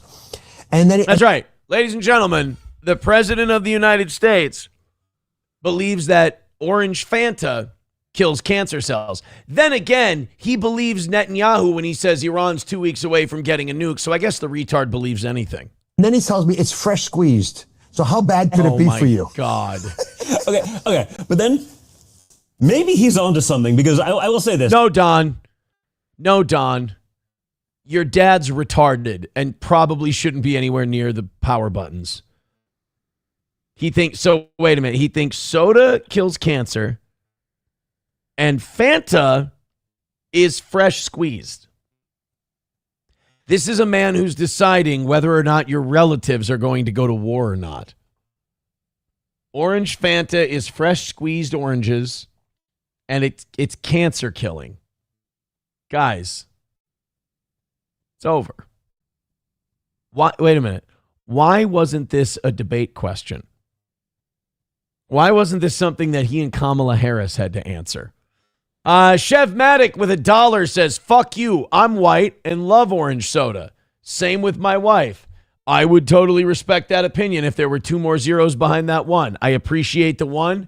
I appreciate your support for the show, but I do not have to respect your orange soda opinion. Now, for 5, 10, 15, or 20 memberships, I would be forced to have that orange soda opinion jammed down my throat because I'm desperate not to be a fucking failure for 2 straight shows. Hit like, hit subscribe, hit follow, and throw a couple of bucks our way. I'd love to jump back into the chat. Octawussy, I love that name. Says a few weeks ago, the Trump's doctor commented on him giving him cancer meds for something on his face. I think it would be interesting if it was an unintended slip. Well, don't worry. I have it on good authority that if he drinks enough Fanta, that shit's just going to clear right up. He'll be fine. Orange Fanta wipes out cancer. Have you been following this hooker story? Not like a prostitute. Hooker, that Brian and Lynette Hooker. We talked about this last week. Maybe even a week and a half ago. I'm not sure. But this woman, Lynette Hooker, went overboard on a boat in the Bahamas. Now, we talked about this. Very strange. Something's fucked up. Apparently, they were on a boat. She had the key. A big wave or something came. She got knocked overboard. She had the key on her. So Brian, her husband, couldn't get to her. There was a storm. She died, and I guess he couldn't find. It's a fucked up story, and I totally believe that this guy threw his wife overboard. Like anytime there's, whether it's a cruise ship or a pleasure boating, whatever you're doing, or it's a fucking rowboat. Anytime there's 2 people in a boat, one of them goes overboard and dies, I immediately blame the other person in the boat until I have solid evidence that didn't happen. His wife has been missing for 10 days. She's dead. The husband at the center of the mystery was talking to the press. He was telling them what's up. This is what happened. I'm so hurt. My wife is in trouble. I wish I could have done more. He got an attorney named Terrell Butler, and that attorney Butler has announced today that Brian Hooker is officially shutting the fuck up. He's done. He's not going to give any more media interviews. They say the situation is intensifying and he's not going to be talking to anyone. Good call. There's Brian Hooker. There's him and his wife on a boat. So it was a boat like this. Apparently they hit choppy waters. She had the key. He couldn't go after her because the water was too silly or some shit. I don't know. I think he killed her. Make no mistake, shutting down interviews like this is rarely random. Butler made it clear any future updates will come strictly through her office. Wait, what? Terrell? It must be Terrell. Terrell Butler is a woman, signaling a tight lid on information as the case evolves. Lynette disappeared April 4th after the couple left Hopetown for their yacht near Elbow Cay. Brian says rough weather hit as they traveled on an 8-foot dinghy, and Lynette was thrown overboard while holding the boat's key, killing the engine and leaving him adrift. He says he paddled the boat back to shore. Time the fuck out. You hit rough weather. She went overboard. but you were able to row back to shore? But you couldn't jump in and swim for her and... Okay. So she just got thrown from the boat, and even though she has a yacht and everything else, she doesn't know how to swim, so she didn't tread water for any amount of time. She just, went into the water and just sunk like a stone. You couldn't... Okay. He says he paddled the boat back to shore and reported her missing. He was later arrested and eventually released after days of questioning. What's also notable in his statement is the language, specifically the mention of updates to his legal status that hints there may be more developing behind the scenes than the public currently knows. You might want to get to Cuba, Jack, while there's still time. For now, there are still no major reports on the wife's whereabouts. No confirmed breakthrough. She's fucking dead. She's dead. I'm sorry. 10 days. We don't have to pretend. Rob with another $10. Let's have somebody other than Rob help us out tonight because we're almost in double digits here. Rob with $10. Thank you so much, buddy. I appreciate it. Says, Aaron, you know who invented Fanta? Yeah, the Nazis. The Nazis invented Fanta. Sam Show says, Aaron, have you ever swam before? Yeah, I grew up with a pool. Don't worry, I wasn't rich. It was above ground. I'm a very good swimmer. I have a Y membership. Can still swim whenever I want to. I'm going to say above average swimmer, as a matter of fact. MSO says she's mud shark food. Wagwana Razcot Bumba. Oh, not that. Okay.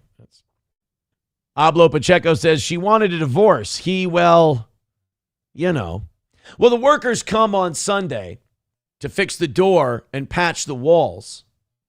They say, oh no, I fucked that up. They say she just went crazy, screaming out his name. She went out into the ocean, and to this day they claim that if you go down by the water, you see her footprints in the sand, because every night she walks the beaches of Cheyenne. My Lost Interest says he had to say, beer me 3 or 4 times before she finally brought him a beer. She had it coming. Actually, I think we do have audio of them on the boat. This is big. Throw in those memberships, Streamlabs, PayPal, Venmo, Super Chats, Rumble Rants, because I got an exclusive for you. Hold on. I believe I have some audio. Here we go. I have audio. I want to make sure we get the scene right. This is the clip. Hold on, give it a second. I got to get to the right part here so that we don't fuck it up. All right. This is actually, I can't play the video. It's an ongoing investigation, but I can play you the audio of the two of them on a boat. Ever. The shittiest weather on the shittiest boat with the shittiest person. Natalie, my sister, said he's a loser. He's a loser. They all said it. He's a fucking loser, and I didn't believe them. So I guess I'm the fucking idiot. And now you're not gonna talk to me? What, you don't feel like fighting? Well, I feel like fucking fighting because I've been up here by myself for 4 hours on this fucking shithole of a boat. Yeah. So look, that's where the recording cuts off. I don't know. Look, just because two people are arguing doesn't mean one shoved the other one into the ocean. I'm just saying, I don't think that evidence looks very good for old Brian Hooker. There was an interview that he gave to NBC News just before his attorney told him to shut the fuck up. We actually have that. This is legit. We actually have that interview. Let's see. You know what? Let's all play investigative detective here. And let's see if we can figure out, if we can nail this guy to the wall and figure out if he killed his wife. Brian Hooker just sat down with me for a one-on-one interview hours after being released from a Bahamian police station here in Freeport. We are now looking at more than a week since his wife, Lynette, was believed to have been last seen. Brian Hooker has said that his wife fell from their dinghy in rough conditions. I asked him what police were asking him while he was in custody. They asked me this one question. They just kept saying, come on, what happened really? And I just repeated the same story over and over. You know, it was the sea started getting rough. The tiny ship was tossed. If not for the leader of the fearless crew, the dinghy would be lost. The dinghy would be lost. You know, we were out, we were just going for a 3-hour tour. A 3-hour tour. Stupid. Did police ever explicitly ask you if you hurt your wife? Of course. What did you say to them? I said, well, define hurt. Fuck. I said I've never harmed Lynette, and I never would harm Lynette, and I want to find Lynette. You're not, okay, whoop, time out. You know she's dead. She's been gone for 10 days. It's not like she washed up on shore, brushed herself off, and said, I feel like I'm going to take a trip. She would have gotten in touch. You know she's dead. You're like, I want to find her. I want to find her. That makes you look too eager. You know she's dead. You would be Mr. Grieving Widower. This guy, the lawyer was smart to shut him the fuck down. It's been 10 days. It's been a long time. He can't cry. I don't Tug Speedman, he can't cry. He can't cry. You know what you do when a husband who killed his wife won't cry? You pull down his pants and you spank his little bottom. You spank that ass, Les. I've ever been apart from her in 25 years. Dude, For this is long. This is bad. This is bad. I don't like it. Do you want us to like put some onions under your nose or something? Like, do you want us to like spray water in your eye? This is uncomfortable for all of us. You really shouldn't have talked to the media at all. Shouldn't have spoken to the police. You really should have just clammed the fuck up. You know, like the same clam that ate your wife at the bottom of the ocean that you sent her to. Fucking pirate, you old filthy, you old sea dog. Brian Hooker's attorney has said he denies all. Actually, they asked Brian Hooker, why did you do it? And he said she was a filthy landlubber. Arg. Pirate. I don't like it. Brian Hooker's attorney has said he denies all wrongdoing. Now that he is free, Brian Hooker tells me he intends on continuing to search for his wife on the water and even by hiring a plane if he's able to do so. All right, that's enough. This guy's fucking guilty. Oh, yeah, I'm going to get a plane and I'm going to... Shut up. She got eaten by sharks. You watched it happen. At this point, police continue calling him a suspect in his wife's disappearance. Good. And police have said they will continue searching for Lynette Hooker as long as possible. Dude, anytime two people go out on a boat and only one of them comes back, the other person did it. I'm not even going to give you any exceptions. Never. No Pen 15 Fathead becoming a member for 44 months on YouTube. Says, fuck you, Aaron. It's 4D chess. You don't understand. That's probably true. Mark Robinson with $20 on YouTube. Nice super chat. Thank you very much, Mark, for all the support. Wanna fuck? Let's fuck! There we go. What a guy. What a guy. Thank you, Mark. Holy rat, dog, cunt, fuck shit. Good Lord Almighty. Ablo Pacheco with $100 says, go! Oh my God.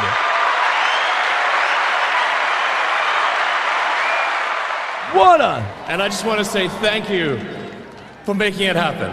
Thank you. What a win for the toe. Holy shit. Now, okay, I hate to be this guy. This is going to sound really shitty, but I can't have people accusing me of doing... Buzamak, what do you Nobody Likes Onions fans call it? When you guys think I'm fucking the numbers, like I'm not adding them right or whatever? What do you guys call that? Hold on. What's that called? Buzamak. I don't want you guys to accuse me of that, so I do have to say, we take 15 of that 20 from Mark Robinson. We take 80 of that 100 from Ablo Pacheco. Technically, we're still 5 off for tonight. What? I got Chad Buzemach, I don't want him accusing me of fucking around with the math. It's like toe math or gorilla math or something that you say I do. Anyway, technically, we haven't won yet.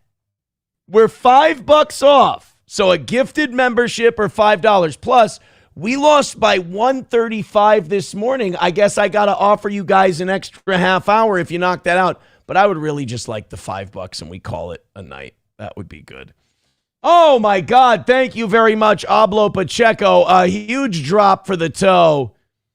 That means a ton. All right, guys, I'm going to head out. No, I'm joking. Are you kidding? We got to talk about Guy Fieri. You guys are going to hate this one of these next stories here. And then we got something interesting about tribal gas stations I didn't know about. And then some cotton candy bitch. We got some good stuff coming yet, so I ain't done. But apparently they're going to remake Malcolm in the Middle. And if you're a Malcolm in the Middle fan, you're not going to like what they're going to do. They're going to resurrect your show so they can rape it. Matter of fact, I'm going to let you guys guess. Go ahead. What are they going to do in the remake of Malcolm in the Middle when they bring in the new cast? I just want to see how close you guys pay attention, how in tune with the news and these remakes and these reboots are. They're going to reboot Malcolm in the Middle. What are they going to include in this next version? We're going to see what happens when you guys catch up. My lost interest with $1 says $1 at a time. Oh, Mark Robinson with $9.99 on YouTube. I guess fuck $1 at a time. They're saying fuck $1 at a time. Now you guys are 130 away from this morning's miss and a half hour of overtime. I'll leave it out there, but I'm letting you know, like, ask Buzemach, he was there. I'm totally fine with just eating that loss from this morning. We've been doing great. We can just keep it there. Plus, what's Oz going to do for a bonus? You need me more with $1, says one more dollar. I'm sorry, guys. Mark Robinson on YouTube decided to knock it out. I don't know what to tell you. He didn't want to have $1 fun with you guys. Thank you very much to Ablo Pacheco with that big $100 drop and Rob with all of his big money today. Thank you very much. Nice to end the day on a win. Buzemach wants me to check the DMs real quick. We're not even going to have a rally segment today. Oh, also, Ethan Ralph is back home. He tweeted 2 minutes ago. He's back. He's with his kitties. He's a happy boy, that Ethan. Here we go. Aaron, I hope this works. AIU Elmer Fudd clip. It's still loading. Oh, here we go. Oh, fuck. This looks really cool. This could be really fucking awesome or scary and terrifying. All right.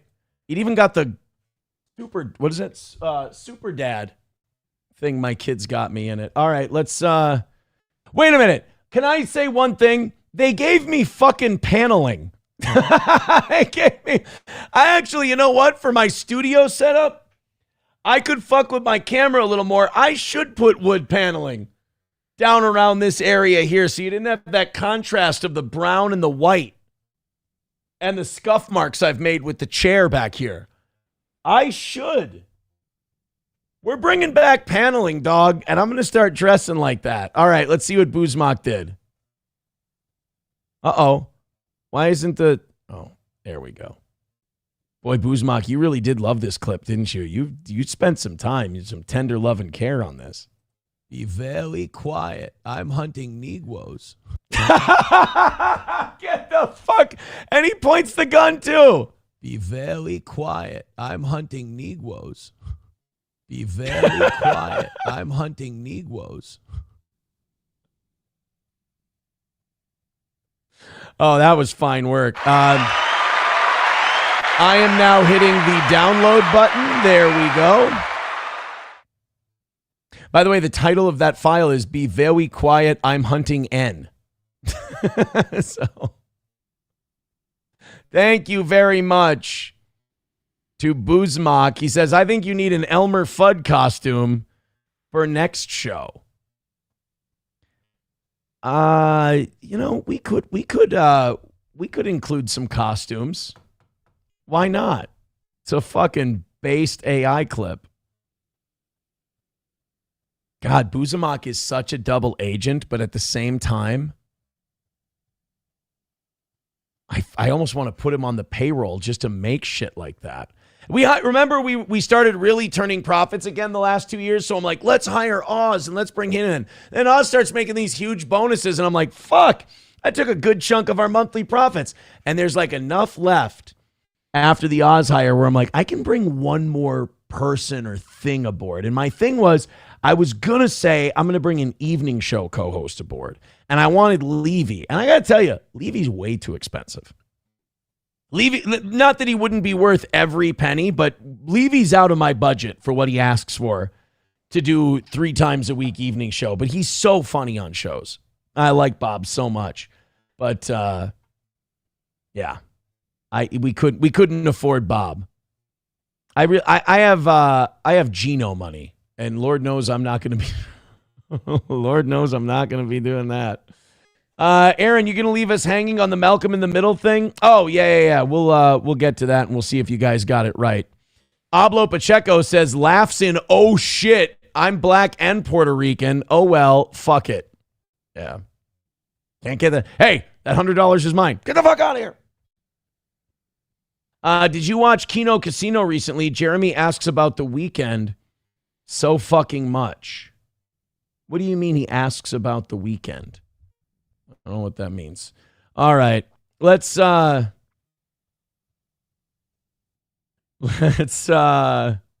get the Malcolm in the Middle reboot going. All right, here we go. Frankie Muniz and oh, really? So Malcolm in the Middle is already back, and they've got Muniz, they've got Cranston. It looks, I did see that Dewey or whatever, he's not going to be in it. The actor who plays him says he's out. There's a new sibling, and guess what, guys? That sibling, well, you know what? Fuck it. I'm just going to play this for you. They've got a new sibling in the reboot of Malcolm in the Middle. I was like 5 when I started feeling wrong. Get ready. Oh, the mom's back too. So Cranston and the mom. She looks fucking great for, like, what was that, like 30 years ago, that show? Like, all these people would be sitting there going, wow, this is deep. This is amazing. Most of the people in that room would be going, oh, fuck, I need a drink. Oh, Jesus. I can't do this. Aaron, don't say Jesus. Yeah, I gotta go. I'm gonna leave. I'm just really uncomfortable. You guys have your moment. It's cool. In fact, nobody would even say anything. They'd just start leaving. Like, fuck, I don't want to make a scene, but I gotta fucking go. Oh, especially all those black guys. Yeah, all those black guys are gonna lean in going, I really want to hear what this privileged white kid has to say about their gender. Like, those black guys would be going, ew, dog, that's fucked up. He was looking at me, and I knew that he knew. And had always known. Here, I'm going to call bullshit on this character for one reason. In these homes, there's never a dad. It's always a white liberal mother. And the dad is not in the home. So, I'm going to call bullshit on this one. Dad ain't got nothing to do with this. That's dad. I don't understand the reboot of Malcolm in the Middle. Oh, we're not done? We've got more? The woke Malcolm in the Middle reboot mentions surrogacy. I was like, honestly, this is hell for me. This is like, this is comedy hell. That all the funny people died, and then we got shows made by the people that were left over. Well, guys, I got to tell you, the Malcolm in the Middle reboot looks great. It looks really... I really don't think we have anything to worry about. Yankee says Walter should shoot that. I don't think they're going to say that on the show. McBuster says Zionist propaganda to create chaos in the American family unit structure. Well, and also, we talked about this on the show. I just wanted to goof on this. I didn't want it to get heavy, but thank you, McBuster. Johnny and I were talking about this today on the morning show, where the trans thing is such a 90% to 10% issue in this country. Like, the vast majority are like, I don't fucking care. I don't want to hear about it. But the media presents it as this big 50-50 battle between people who would otherwise agree that we shouldn't be Israel's bitch and we shouldn't be at war with Iran and we should release all the Epstein files and all this stuff. You get us all to fight about they, them. You forget about we. You forget about all that shit, and you go, you know what really matters? Who's in the dressing rooms and who's... It's like, shut the fuck up. We have so much shit we need to fix before we figure out who's got a cock or not. We have a lot of really bad shit we need to expose and end and finish. None of us should be fighting about trans shit until we've got 9 other things solved.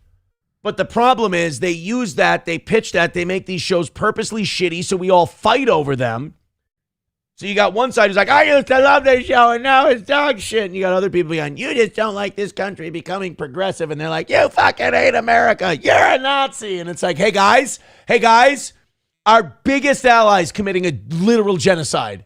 And they're dragging us into wars and gas is $4 a gallon. I don't care if you cut your cock off or not yet. I'll deal with you later. It's really, we're dealing with triage here. We got to fight the battles that are most important first, then the bullshit. Papa Shab, I just wasted my breath, didn't I? Damn fine point. I've completely wasted my breath. Main Vein with $1 says, fucking trannies, can't wait till Jesus comes back to smite these degenerate fucks. You see, that's kind of what I was talking about, though. I love how I go on that rant, then I show that Rumble rant, and I'm like, whoops, that's exactly the thing that I was talking about. Yeah, Sam Show says, hell, our president is a pedophile. Right? Exactly. That's what I meant. Oh, God, I was going to read this chat, but I think it's just a copy-paste from this Sia Mundiger. Give him a membership either way. It never stopped. Aaron McBuster says, feminism, LGBTQ, gaslighting, subterfuge. Meanwhile, they have enclaves in New Jersey and have 14 kids, a couple, and we pay for it. No. I'm saying that those people don't fucking matter. I'm saying none of that shit matters. We have way bigger problems. Yeah. I don't think that's... The shit we fight about just enables all the other bad shit that's happening. Grand Poobah says, that's where you're wrong, Aaron. You got to nip this woke shit in the bud. It only fosters more woke shit. It's how we ended up where we are now. Well, then I guess we're fucked at home and abroad. There. That's my best answer I've got then. Open the state hospitals, put some people in it, get back to the basics. You know what? We're not voting our way out of this.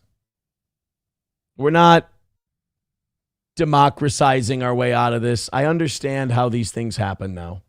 It's just like you get to a point where you're either we're going to let civilization just slowly rot itself to death, or we're going to take the wheel back and we're going to have to do some fucked up shit for a minute, but it's to fix everything. You know, resetting broken bones is never pretty. Oh boy. Guys, like I said, before McBuster wrote that, I really just wanted to celebrate the fact that we don't have a rally segment tonight and that we knocked out the goal and we got a win for the toe, and I wanted to make fun of the Malcolm in the Middle reboot. Shit got real.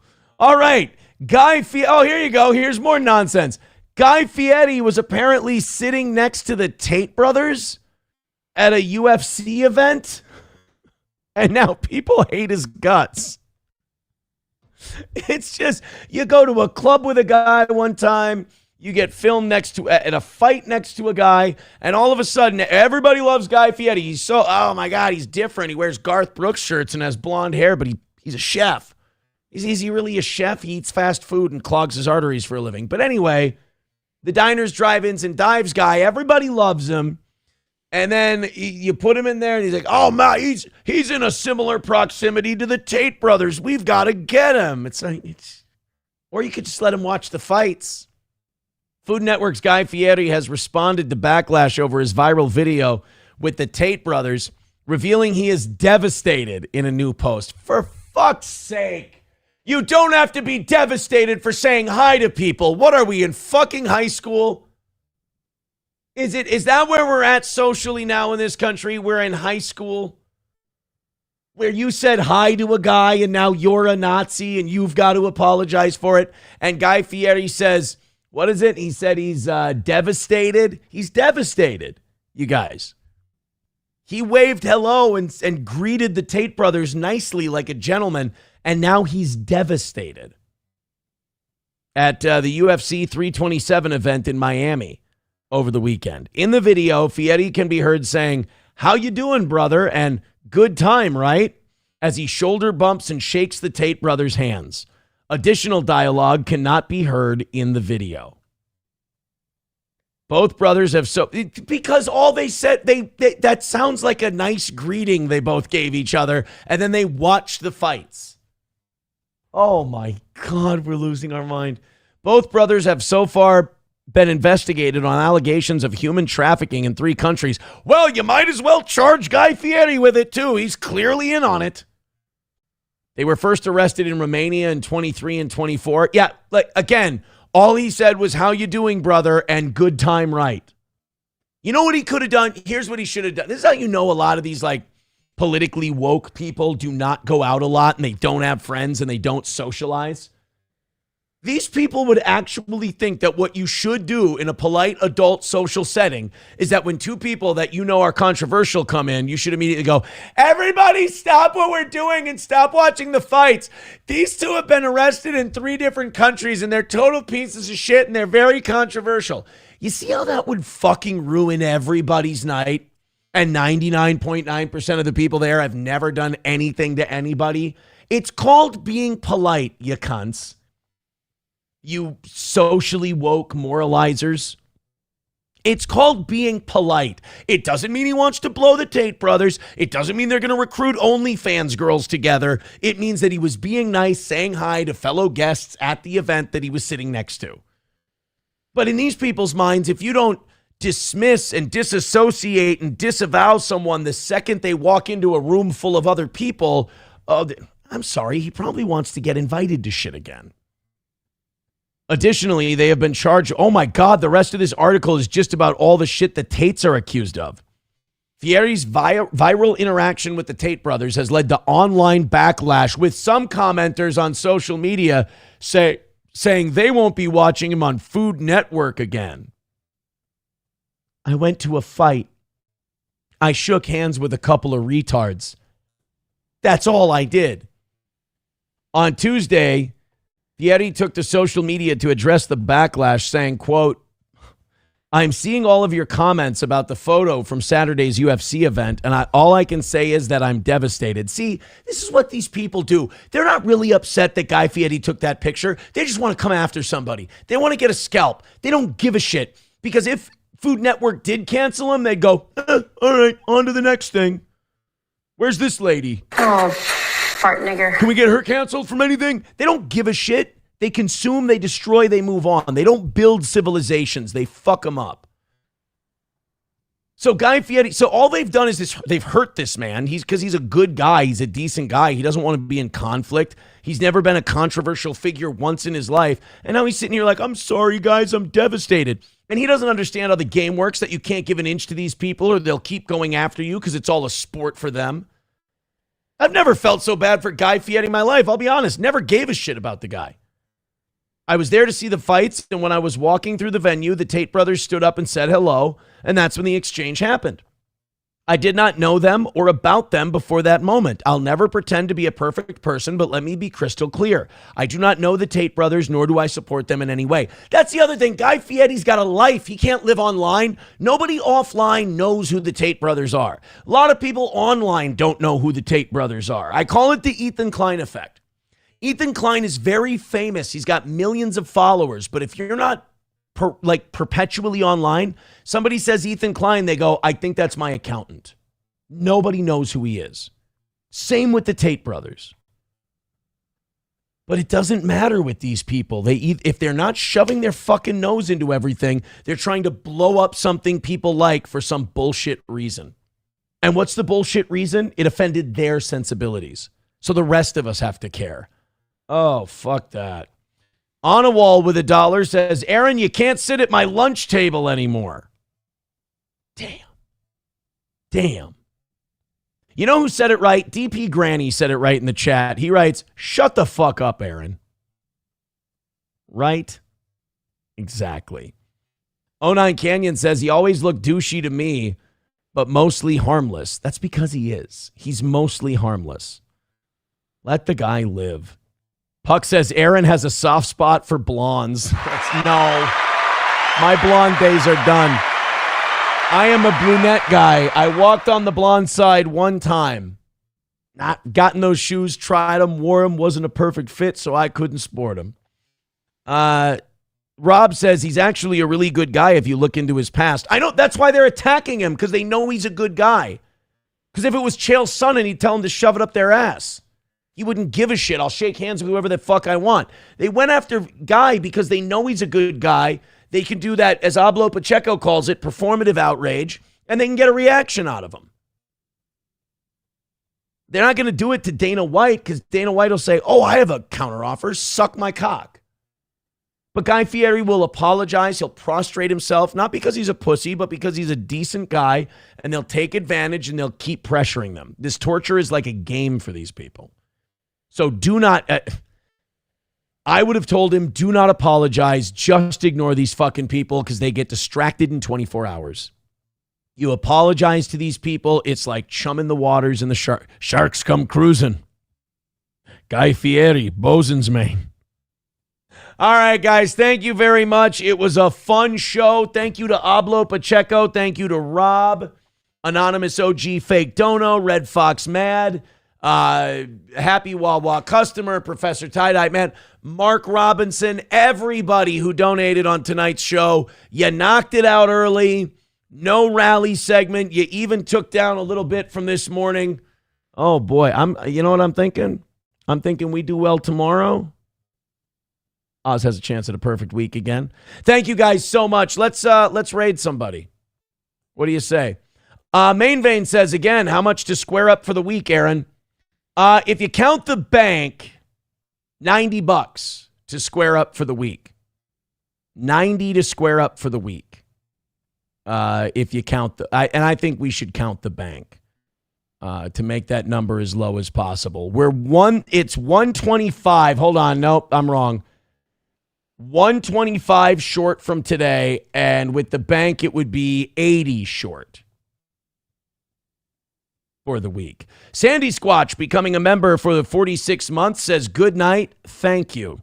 So there you go, Main Vein. $80 flat, or a red boy on Rumble, would be our shortage for the week. All right, let's find a channel here. We're not rating Tim Pool. I would rather cut my cock off.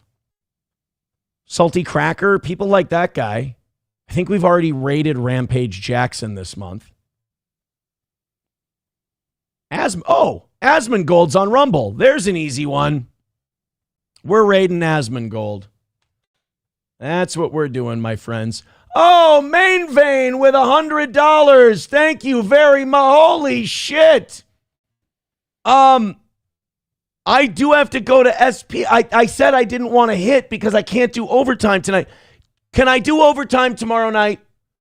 Main Vein, can I do overtime for you tomorrow night? Can I owe it to you guys? Thank you so much. We are good. We're back to perfect for this week. Thank you so much for that. Baba Shab calling me a Jew. I'm sorry. I have to go. I'm not a roach. I didn't say I would do overtime tonight. I said early on in the show, I cannot do overtime tonight. And Main Vein just said, yep, you can do the overtime tomorrow. Okay. Overtime tomorrow. Hold me to it. I'm going till 9 o'clock. Chad Buzamok says, God damn, extra time. SP can wait for that mediocre dicking. No, she can't. She needs her mediocre dicking badly. Mediocre dicking is better than no dicking is what I always... No, I wouldn't always say that. You know what? Let's go to Asmongold. Thank you guys so much. Main Vein, Ablo Pacheco. I'll see you guys tomorrow night.